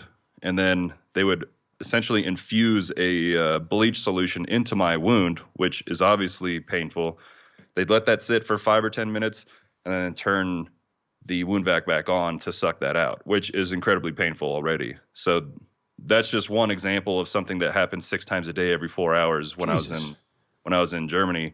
And it took me having like this articulate conversation of nearly begging, but also like providing like a medical framework, and also like a subjective opinion of why I wanted some pain meds, because I didn't get any extra pain meds for these events. And to my recollection, I got a 50 mg IV, a slow IV push, and I was actually like comforting the doctor, because they're so afraid of delirium in the hospital, Sure, which yeah. is essentially kind of tripping balls, I guess. But I would comfort him. I couldn't see, like, hey, I'm okay. Like, I'm not in the K-hole. I can't see, but like this feels a lot better. Thank you. And so to your point, there are a lot of very awful things to deal with, and there are regular surgeries, which are also not fun, because I would emerge out of them pretty, I guess, violently, from what my dad said, reliving the blast. And it took, once it got probably like 15 surgeries under my belt, that probably started to ebb away, and I had like a family member present when I would emerge. But yeah, it was a doozy, for sure. Okay, so I mean, I know ketamine isn't addictive from that standpoint, like, the regular oxycodone or OxyContin, whatever it is, all those painkillers that we're trying to get away from. But to that end, are you at a point where you're starting to think the pain isn't worth it anymore? I mean, I remember I had a pain crisis one time, It lasted hours. I'm pretty sure it lasted like 6 hours, just sitting there sweating and staring at the wall. And a doctor finally came in because depending on what's going on in the department, they can't respond immediately. And then we didn't know to alert certain protocols that would have made this more of a, not necessarily like an emergency, like a code, but it would have created a situation that people would have had to respond to. So we didn't know about that at the time. And I was having a very long pain crisis, which we have ice packs on my neck and my armpits and my groin, which, my groin is also in a trauma state too. And the doctor came in, and I just was talked to him staring at the wall, and I finally looked at his eyes and I said, I'm in so much pain right now, I want to die. So you need to please do something, and please do it quickly. And then he slowly walked out of the room and looked at my chart on the computer, and I wanted to be like, motherfucker, what? And I wanted to scream at him. And I never treated a medical personnel poorly, even when I've had some instances where you have them when you live in a hospital for a long time, but a couple instances where it was that person is fired and they're not working for me again. But I would never treat anybody poorly, but I was still in incredible pain. I mean, I told you I had 3 epidurals. I had one night I call the werewolf night, where it was just felt like turning into a werewolf for an hour, where I was squeezing my dad's and the male nurse's hands and just kind of screaming and growling for literally an hour. It's whether a filter breaks on a epidural line or a bag runs dry, just little simple things that I understand because I'm a medical provider, but a lot of stuff. And then going to surgery, when I got to Walter Reed, it was surgeries Monday, Wednesday, Friday, and they're debriding my wounds and getting the infectious tissue out. Mm-hmm. And then eventually they closed my amputations, and the way that they had to do that on my right leg, because there was so much infected tissue that had to be debrided, including skin. There wasn't enough skin to go around the limb. So I basically had my knee in an open wound with no skin to cover it. So there's a really great plastic surgeon and a very kind person. His name's Dr. Souza, and he is the plastic surgeon at Walter Reed, and he did all his civilian training, and then he chose to join the military to work on military guys that were hurt in combat. And he took a 71 incision a cut on my back, which is a big Z going all the way down the right side of my back, to take a 3 or 4 inch wide thing of skin. So not a skin graft, but literally dissecting skin off my back and then using that to geometrically suture in on my limb. And so he's the second person that I have to thank for why I have that right knee, because being an above the knee amputee. Well, that was where I was going to ask next. Rougher. I mean, was that ever a discussion point for those who don't know? When it's above the knee, it's a whole different set of problems from a rehab standpoint and everything else, and how much of your leg they can save for prosthetics and this, that, and the other. Because you're below the knee, it's a lot easier. I mean, easy relatively speaking, of course. But was it ever a discussion that they said, "Listen, let's just cut this thing off right above the knee and go and get fresh"? Luckily, I never heard that discussion, because I would have told everyone to eat my ass or something. But here's a spoon. Yeah, but I mean, I'm fortunate that I have both knees, because for separate reasons, different people wanted to amputate each knee. But for example, on that FST, there was an ortho surgeon, so he was able to amputate my tibia in a way that set me up for prosthetics, because he was an ortho. So had that guy not been there, or that other guy that had not done that vascular surgery on my right leg, then I may not have my knees. And being at a double above the knee is really rough. And my friends that are above the knee amputees would say that a below the knee amputation is a paper cut, but mine are pretty short. My limbs below my knee, whereas if you get your foot blown off by an IED, then they'll amputate, but you'll have most of your tibia. So the way lever arms work, the longer the limb, then the more efficient things work. And then to your point, having that actual joint is huge. So it's just much more difficult for an above the knee to walk correctly, regardless of the length of his femur. But I mean, so I wasn't involved in those conversations, but Dr. Souza did an amazing surgery. I have literally back skin, and he took a blood vessel. Man, this guy used a thermal camera for the first time in his life, took a picture of my back to confirm where my teres major blood vessel was, which is part of the rotator cuff. And then he drew the day before where he wanted to incise. And then he took all that skin plus the blood vessels, and he sutured that teres major blood vessel into my popliteal, which is the one on the back of the knee. So this big flap of back skin on my lower limb has blood supply, from a major artery. Wow. So this is like not like Frankenstein stuff, but like this is like on the cusp of Pretty like damn near new, close. right? Like he goes to like conventions and stuff and teaches this procedure, and he didn't take any muscle off my back to do it, so I still have like my lats, so I can walk around, be jacked, or try to be. That's still important at this point, right?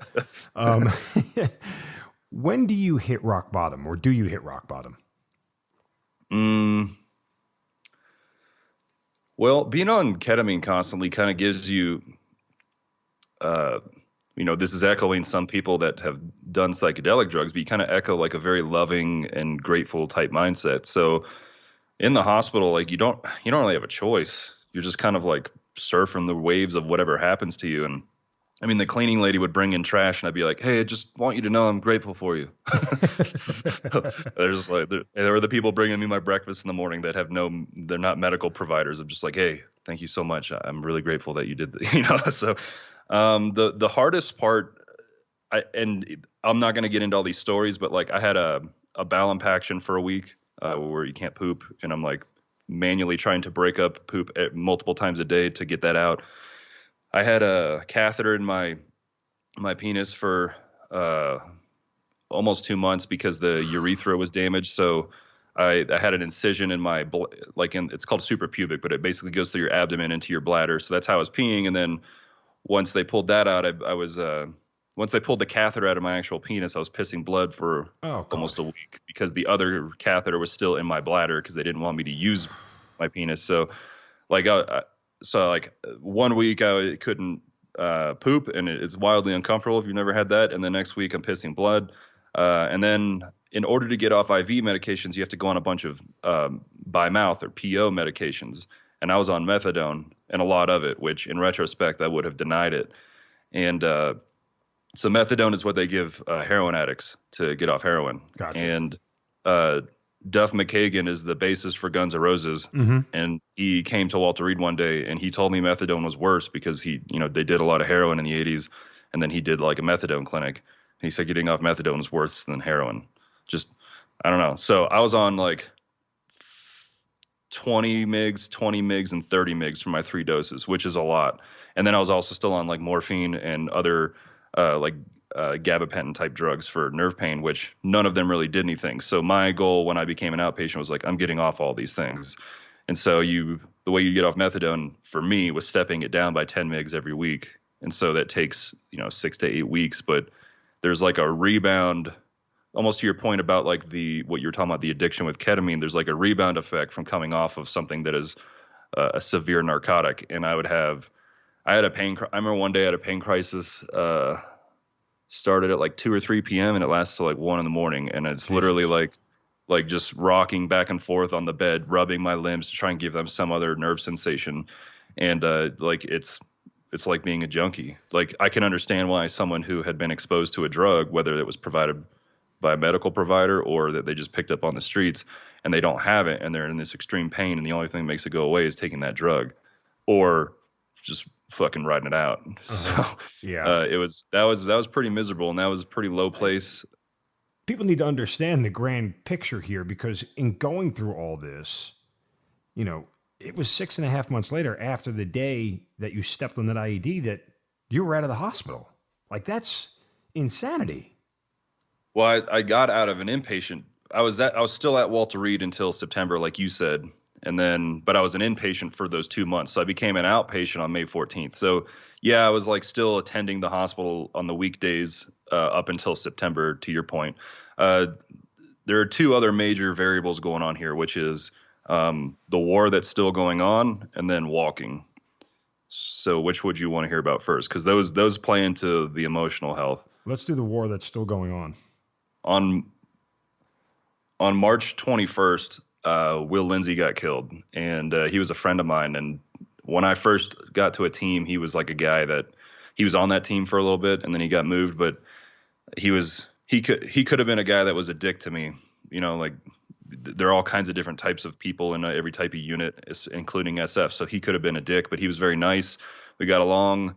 In the pre-mission training leading up to this particular deployment, he was in our company by then, and I actually got him tasked to our team, and so he was one of the team leaders on the mission that I had to plan mostly by myself when everyone was gone. And so he was just a good guy. I always saw him around. And when we deployed, the team sergeant I always tell you about, and Will and I were on the bus going to the ADAG, which is just where you fly away from the Fort Carson region. And he told me about his family, and he had 4 girls, and he told me about his wife and everything. And so it was a few weeks after I got hurt and he got killed. And it was pretty, I guess, devastating to be the one that's in the hospital. You can't do anything. Mm-hmm. Like, you're a medic, yeah. You want to take care of everybody in your company. That particular night, there were multiple casualties, but Will and EOD tech got killed that night. And that continued. There was another guy named Mike Riley later. A few months later, he got killed, and he had been an instructor of mine and a little bit of a mentor, but like kind of like just a dude, and just a good dude, and very, very smooth in a house. So when you probably know this, when you do certain things in operations or in training with people, you kind of have like this weird bond. And so he was just very absolutely. Smooth. He was so smooth clearing houses. Like, he prepped a flashbang once, and we had to go across a hallway to breach another room. And so he prepped the flashbang, which is, nobody do this, please. But he had it in his offhand, and he was still manipulating his weapon properly. And then he was the one man going in the next room, threw the flashbang in, and then we cleared the room. But he like prepped it in the previous room, and we just had like a 5-meter hallway to walk through. So it was just like he was super smooth, and he was a good instructor. And then a few days later, one of my extremely good friends, Elliot Robbins, got killed, and that's more of an offline story, but I would talk to him regularly, and he was going to live with me after the trip. And so that hurt.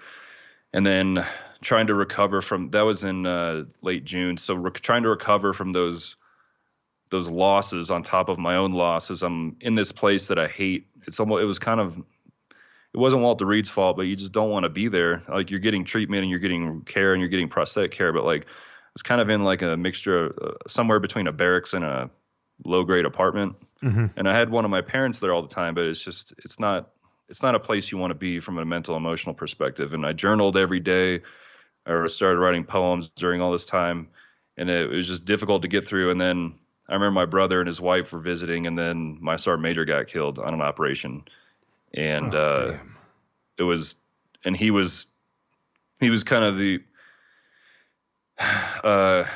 in one of his memorials, somebody said that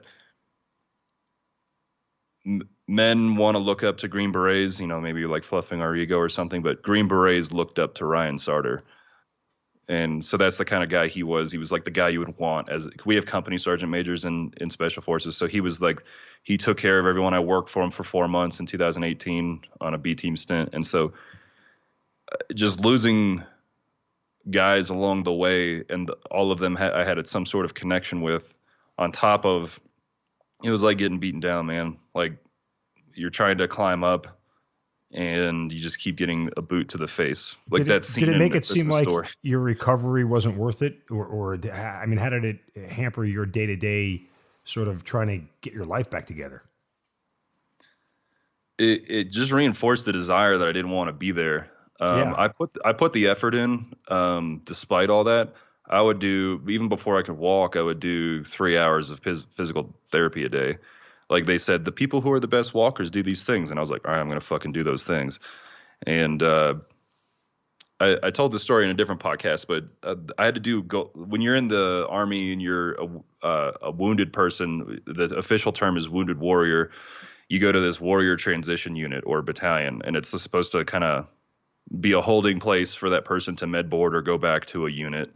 And it's more of an administrative thing, especially when the war was very busy in the 2010-11 timeframe. But so I was there, and I had to do goal setting, and I went in there, and I was in a wheelchair. So I did wheelchair life for a couple months, which is awful. And it was June. It was early June, and I think I had my left leg casted and socketed, and I was waiting on my right leg to heal in order to get a socket for it, so then I could start walking. And so I said, I want to walk I want to walk with assistance by the end of June. I want to get that leg casted by the end of June. And then I want to walk with assistance by the end of July. And then I'll walk without assistance by the end of August. And the woman, who's probably going to catch shit if this ever gets back to them, but she was like, ooh, I don't think that's going to happen. I don't think that's possible, because that's typically what is not possible for I don't want to say normal people, but that's just what the average is. And in my head, I was just like, oh, motherfucker. So I ended up walking on June 18th, and I owned my legs on June 27th and walked without assistance before June was over, and would continue therapy, and having ups and downs with amputee life changes how you can walk or not. But so I started walking in under 4 months from the injury. That's insane. That's unreal. Just kind of reflecting back on those moments that you were thinking about your brothers who were gone and everything else, and where you sit now, are the thoughts any different about them and about the whole situation? I would say that maybe when I'm out of the Army, I might answer that question a little differently, but it makes me think of the people that I think of the guys that we lost, but I also think about their families, because I'm very close to the Gold Star wives, and we can get into the Special Forces Foundation stuff in a second. But I started working with them to raise money so that they would support the Gold Star wives and their kids. And Ryan's wife has 3 kids. Will's wife has 4, and I'm close with them now. I know what it does to them, and I know what getting hurt does to my family. I know what it does to me and my emotions, because we're not just like these awesome, perfectly emotional people that then get hurt. Like, I had stuff that happened previously in my life, and in actuality, my emotional trauma in my life is intimately bonded to the physical trauma of when I lay dying. And so I know what it does to me. I know what it does to my family. I know how my family sacrificed, and which I'm incredibly grateful for all of them in the months that would follow, with their time and energy and money and stuff just to be there. So I know what the cost is my point. And I would want anybody who makes a decision for, America to go to war, to send motivated and young male and female soldiers to war, whether they are combat arms or not, the effect that it has on everybody is significant. And just one death can be crippling to a family. It can significantly impact a community. And I would just want everyone to really consider the cost of that. And just to kind of be vague on a point, like, I was fighting ISIS, and things may change, the political climate over there, but like, kind of won against them in the area that I was in. And then the Taliban is a different story. So I'm someone who needs to know why. And so I ask those questions personally all the time. And I'm going to refrain from getting into that type of conversation here because of the active duty aspect of it. But I just would want people to consider the cost. That's all.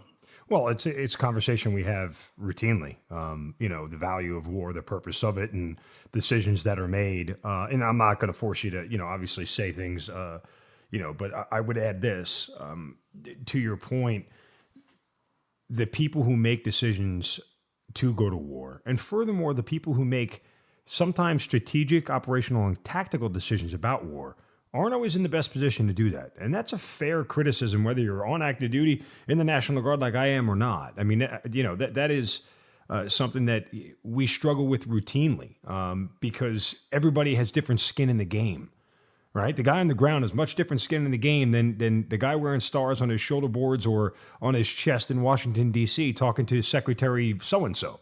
So there is a different level that everybody has invested in this whole thing. And the old saying goes downhill. My brother's a plumber. It's the first thing he told me. Shit flows downhill. So we have to sort of bear the brunt of that. But in the same respect, as you said, I would always say to people, as you said, that the people you send in harm's way, make sure you're willing to send them with the same ferocity and violence of action and the same desire to accomplish the mission whether you're sitting in Washington or not, right? You have to have that has to be consistent. Otherwise, if it's not, and we got to a point in that in Iraq, for the record. I mean, I was there. I have no problem saying it. I'll say it repeatedly to anybody in uniform or out.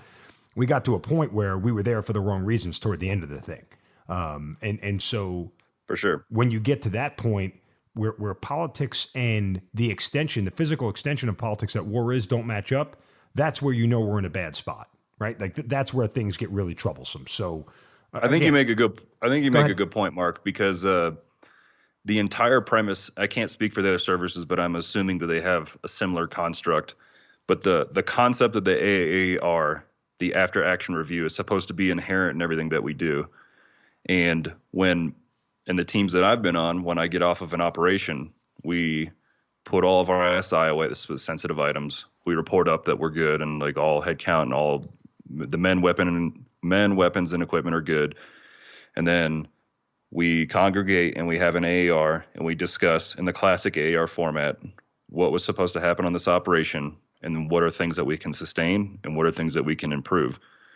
And that should be and is supposed to be, and I don't know if it's doctrinally, but it makes sense that it should be inherent in part of everything that you do in the military. If I go and conduct a flat range at Fort Carson with my dudes and I forget a litter when I'm the medical provider for that range, then not only is that like kind of breaking the rules, but that's an AAR point, and I would have like had to go back and get it that morning. But that would have been an AAR point, like, hey, your planning sucked because you didn't get this shit done. It's your job. And so that type of attention to detail is what we should be doing at the lowest levels. And then it makes sense to do that for anything in that chain of command, all the way up to who's making strategic decisions that also influence my tactical decisions on the ground. So I don't have, unfortunately, I don't have any significant like limitations tactically. Maybe situations where airstrikes, couldn't be called. So Justin used recon by fire and didn't die type thing. But the AAR should be inherent in what we do. And so whether we're talking strategy, there's various articles that have come out that have basically said like the war in Afghanistan is like has no winnable objective or something. Yeah. So the AAR is fair, and the AAR from the lower ranks is fair. The reason that I can't, like legally, I can talk about this stuff because I don't represent the DoD, so I'm absolved from anything that I could pretty much say next. It's just that it's what people get upset by afterwards, and that's okay. But as long as I'm not being an asshole, because it's kind of like the First Amendment, right? Like if I have the freedom to say whatever I want, that's okay. But if I say racist things, then that's being an asshole. Yes. So there's a way to go. There's a way to go about First Amendment type stuff in a way that doesn't make me an asshole. In the same way that I can AAR things, whether it's my lower level, my team, my company, my battalion, my unit. There's a way that I can do that if I do it in an appropriate manner, and we shouldn't shy away from that because the guy on the ground's perspective, as you said, is very important. You've been on convoys with SF guys and you've had firefights with them, and that's different than the staff deployment you did. And so you can see both sides of it. I have like some guy in the ground perspective, regardless of what we're talking about, whether we're talking about training or life in group or, being on certain types of operations like that stuff. The organization of special forces is supposed to be bottom up, but it's becoming very top down driven. And so that kind of clouds the ability for the bottom up type lateral part thinking. of that is the danger in making special forces so commonplace now, right? It's not as secretive as it used to be, and because people understand the term and understand what they do, now that there has to be more topside of it. So Sure. That's the downside. And I talk to a lot of operators who feel that way. The whole idea of what used to be clandestine is no longer clandestine. To a certain extent, changes the constructs of it because again, there were only a select few people in the know who knew what the capabilities were. Now that everybody does, well, SEAL Team 6 does this, and the Green Berets do this, and And I'm fine with that. Like I'm friends with. I would like to claim friendship. I know General Baudet, since he texts me regularly. He's the USAC commander, and then I know some 4-stars that I've been able to have personal conversations, which I very much appreciate. But here's the thing: so wouldn't have had those conversations had I not been fucked up. Mm-hmm. And that's okay. But those guys are very smart and they're trying to improve the organization. But unfortunately, the organization cannot solely be improved top down. That's just not how it works. When you want to talk about culture or you want to talk about things like that, it has to happen throughout the entire ranks. And so the conversation needs to occur in the entire ranks. So it has to happen bottom up and it has to happen top down. And then sometimes the solution of, a 3 or 4 star is not something that is necessarily going to have the means is not going to necessarily accomplish the ends. And that's just a limitation of their command, which would be a terribly difficult job anyway, as any kind of command position would be very difficult. And maybe that's a reason I didn't want to do it, to answer your question earlier. So I could just avoid that, just do dude stuff. Right. But so that's what I would want to occur, like within my unit or within the military, is to continue those discussions, because we have programs that need to be in place. And I'm going to just reference some obvious ones, but like we have the EO, the Equal Opportunity, and SHARP. So those things needed to happen because the culture of the military is glacial in how it's implemented. It kind of lags behind regular society, and that's just how it is.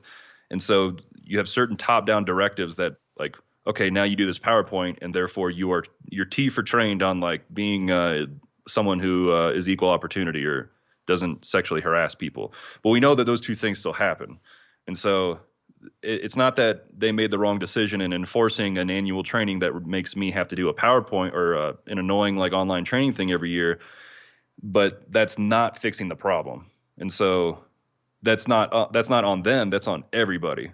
And so it's on like and maybe it raises awareness, so it has like an effect, but that's just an example of like a policy that is implemented that is the best that you can do from a command perspective. And I understand that. And I'm not faulting anybody. I'm just saying that we have top-down directives, but there's responsibility on the force also to improve. And that goes to whether we're talking about like how we're doing operations on the ground, or it talks about how we're doing things in garrison and so on. Because to your point about the plumbing quote, turds float to the top. Mm-hmm. So the biggest turds will float in the water. And so you have the worst examples. And so those are the things the command has to deal with. And from an enlisted guy's perspective, sometimes that appears that guys and women and men who are in command positions have to do things to cover their ass, because otherwise they have to answer for why did X, Y, and Z happen in your unit. And then it crushes their career if like they did something the wrong way. So sometimes you have people that are career driven, and then usually you have regular people in the center that are just trying to ride the wave of what is asked of them in their organization and within the structure of the military.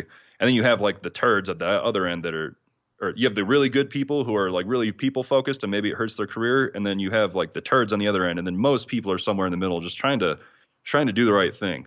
And so the AAR, I guess all of that is a rant that I've been thinking a lot about, that the AAR is incredibly important to developing things that are important to people. And that's my focus, because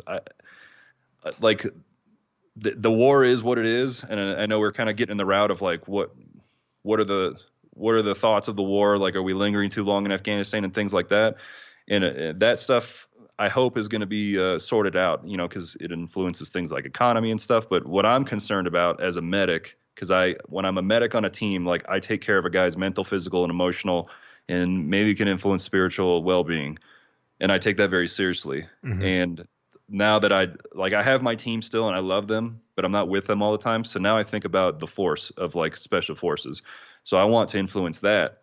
And if there are deficits from the DoD, there are other things that come in to replace those. That's what the Special Forces Foundation does. But if there are deficits within my unit or within my regiment about how we take care of humans, because one of the tenets of special operations is humans are more important than hardware, then I think it's fair to just ask everyone to consider how that can be improved in a respectful way instead of bitching about how things are wrong. And I have an essay written about this that I'm going to put up, but I kind of just assume I'm going to get some like poo-pooing from the top down, people kind of yelling at me for doing this, but I think it's important. And so if it's the right thing to do, then we shouldn't avoid it, because it creates questions of why is this guy talking about this kind of shit type thing. Okay, so we are over a year now, about a year, almost 2 months as we record this at the end of April. after your blast. And, I assume that life is as normal as can be, or maybe I shouldn't assume that. Let's phrase it. I mean, is life normal for you at this point? No. Okay.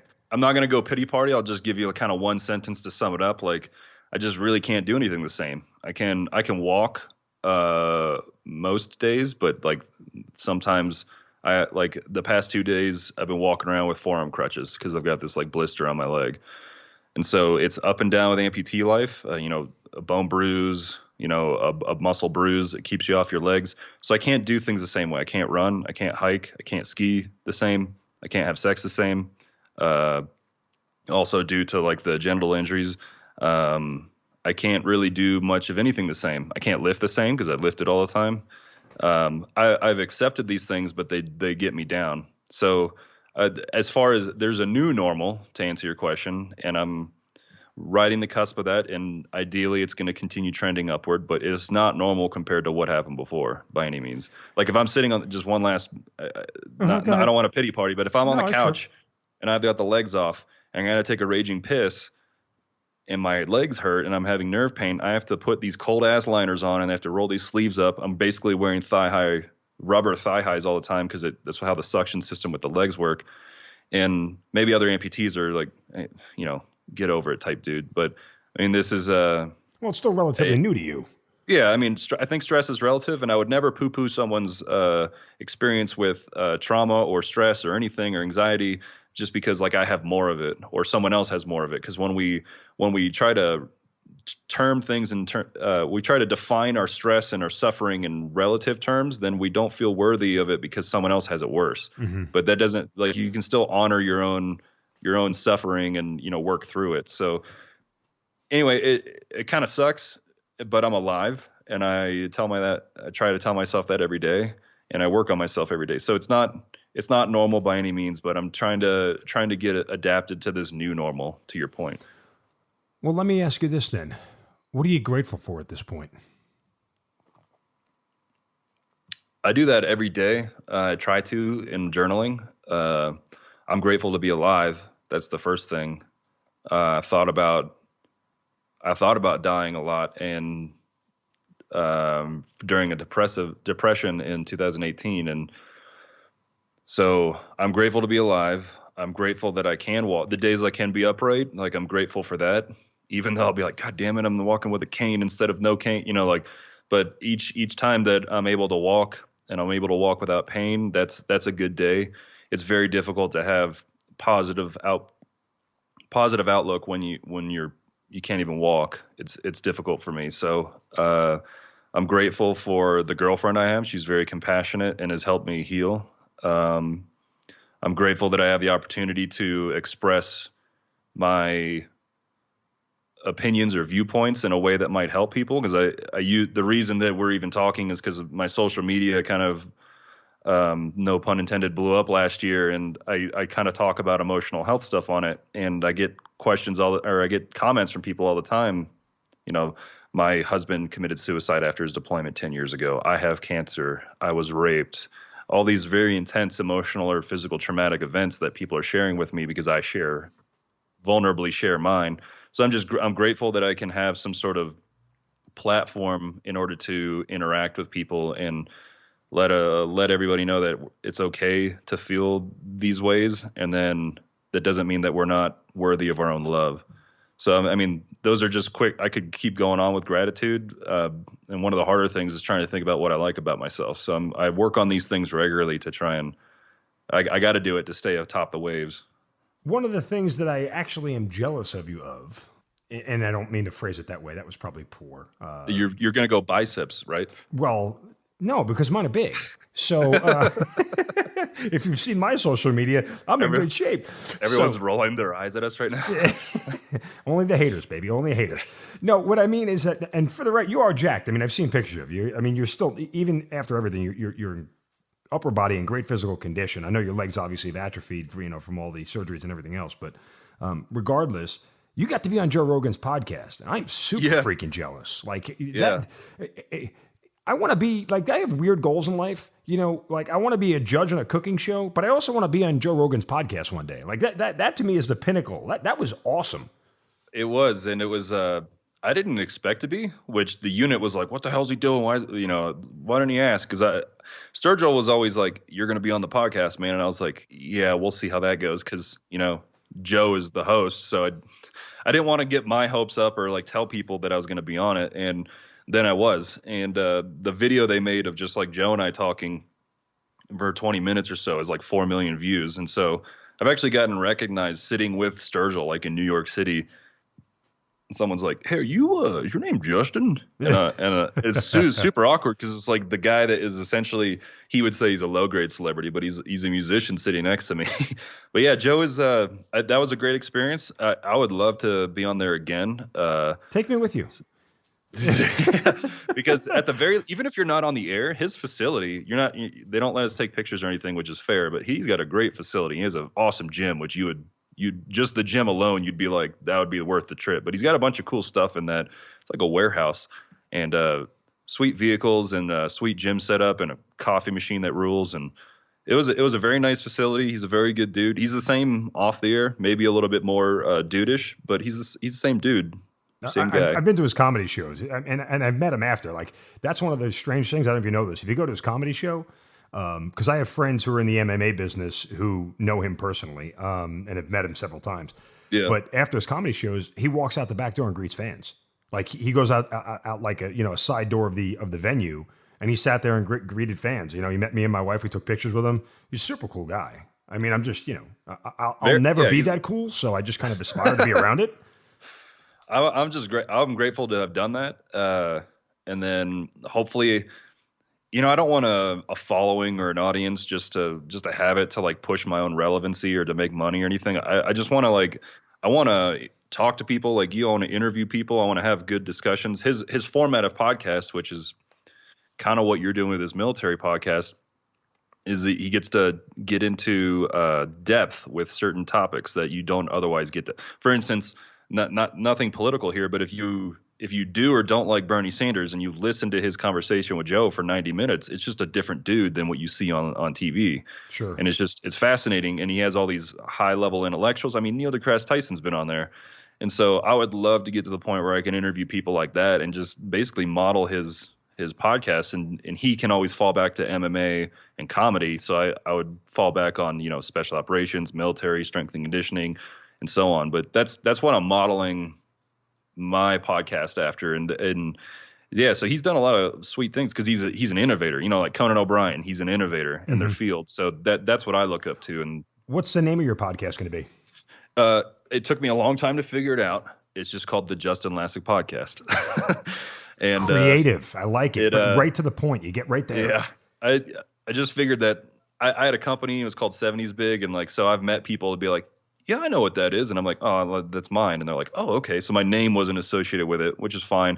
And I was racking my brain, like what to call it or what company to make and stuff. And I was just like, screw it. If I keep trying to procrastinate and try to be perfect, then I'm never going to get this done. But I've got a couple episodes recorded, and then more planned to record soon. The second one's not even up yet, but and then I've done the Sorinex podcast and this Hazard Ground podcast. So kind of is just culminating to hopefully push a little. If anybody wants to check it out, it's going to be a little more of the same. And hopefully I'll get way more interesting and intelligent people than I am to interview along the way. So what's next for you? Well, I want to get out of the military, and that's the first thing. But that's conditional on the whole pandemic, the world opening back up and the med board process occurring. But because I'm going to be compensated for my injuries to some level, I'm going to be comfortable financially. And then if these endeavors that I'm getting in provide a little bit of extra side money, then all the better to either invest or put into other companies. So the main three things I'm going to be doing are the podcast, public speaking. If I get into that, that'd be more like a 2021. And then I'm going to be getting into writing books. So I've written 5 books in the past, and 4 of them are just ebooks through my 70s Big website. But I want to put a poetry book out, and then I want to write a book that it's not going to be like the classic, like I got hurt and here's my story type book, or like here's some war stories. It's not going to be like a classic military type book. It's going to be kind of like showing what the the emotional experience was leading into all this war, the effect that war had, and then the aftermath of like one deployment, and then the injury, and then the aftermath of that. So it's going to be kind of like almost similar to the discussion we're having now, just in word right, form. a paradigm of emotional well-being infused into the story. Because you got to be like silly, or you gotta tell the cool guy shit if people are going to stick around. And so hopefully there'll be entertaining parts and like educational parts, all kind of put into one thing. But so I'll be doing that, and if I can't find a publisher for a poetry book or that, then I'll just do them on my own and start my own publishing company. Incredibly amazing stuff, man. Again, you are on social media all over the place. I know your Instagram at justin.lascek, and that is Lascek. Everywhere else they could find you? Yep, Justin Lascek on Twitter, which is kind of non-existent and a terrible place to be on the internet. But trust me, it's part of my job to be there every day. It's yeah. There'll be a website where I start putting essays out. It'll be justinlascek.com. There's the podcast, and then just to do the due diligence here of my advocacy, referenced the Special Forces Foundation earlier, but I'll give you a quick blurb on it because if people don't want to follow me, and if they don't have the financial means to contribute to the foundation, then they can always just share some of the social media associated with it. But this organization takes care of the people that conduct war operations within the context of special forces. So we wanted a better organization to help our guys. And so I work with the board of directors, who's an active duty sergeant major, which I don't know how he does all that, but he's going to retire soon, thank God. And kind of be in an advisory position for the foundation. But they take care of basically war. You know, it can destroy our emotions, our families, our brains, our bodies. And so the Special Forces Foundation takes care of all of those populations. But the one that obviously is near and dear to my heart is taking care of the Gold Star families. And so they do a lot of work to support them, whether it's help, paying off mortgages or purchasing vehicles or providing the financial security for those. In this case, there are no Gold Star husbands with Special Forces right now. So that's why I keep saying wives, but it takes care of them. And so I got involved with it last year, and through Sturgill, he did an entire mini tour when his newest record, Sound and Fury, came out last fall. He did an entire 2-week tour, 6 shows, and all of the proceeds went to the foundation. And then $1 from every ticket from the arena tour was going to them. And I was traveling on tour with Sturgill and the band, and Tyler Childers would introduce me, and I would talk to these arenas. So I talked to, I think, over 100,000 people with the 10 or 11 shows we actually got through before the corona shut things down. And I also cried probably in front of 50,000 people because the crowd would keep cheering and make me cry on stage. So if that's not a shout for emotional vulnerability, that it's okay to feel weak or to cry as a dude, then that's it. But the foundation takes care of Green Berets. They've taken care of me. There's a separate fund so that anything that comes through, like the tour, doesn't go to me, so that there's not that conflict of interest. But it's a foundation that I care about, and that it's picking up where the DoD slacks with caring for us, whether we're talking about active duty guys, wounded guys, or retired guys. And so if anybody wanted to contribute, which you don't have to, then you can go to specialforcesfoundation.org. You can search Special Forces Foundation on Instagram. And again, money is hard to come by, especially right now in this pandemic. So if you can't contribute or you don't want to, that's okay. But if you just share something on social media or check it out, then I would be incredibly grateful and honored that anybody would consider doing that. Well, again, Special Forces Foundation, an amazing charity. And Justin, I got to tell you, man, this is the longest Hazard Ground podcast we've recorded. That's entirely my fault. No, it's not. And I will tell you this much. Look, you're a warrior in body as a Green Beret. All you guys are.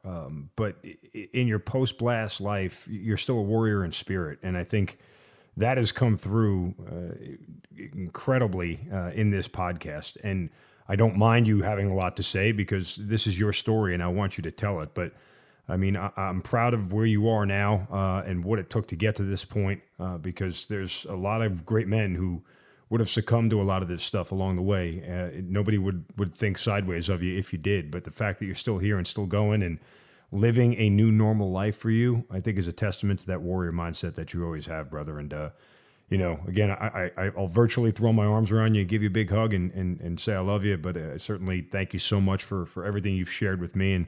And thank you for being here, man. I can't I'm humbled. I appreciate that, Mark, and the very kind words. And I'm grateful that you guys brought me on this particular show. And you keep doing your thing as you're a lieutenant colonel, right? Yeah. So you keep doing your thing in your military service, and thank you for your service. But thank you so much. I feel like I'm just a dude who's just trying to get by. But very kind words. I thank you. We should definitely talk again. I'm grateful to have you as a friend now. So thank you so much. Absolutely. Justin Lascek, thank you for being part of the Hazard Ground. You've been listening to the Hazard Ground Podcast, hosted by Mark Zeno and produced by Matt Pasquarella. If you have an interesting story to tell and you'd like to be on the show, send us an email at hazardgroundpodcast@gmail.com. And if you like the show, don't forget to subscribe, rate, and review on iTunes. Thanks for listening. We'll see you next time.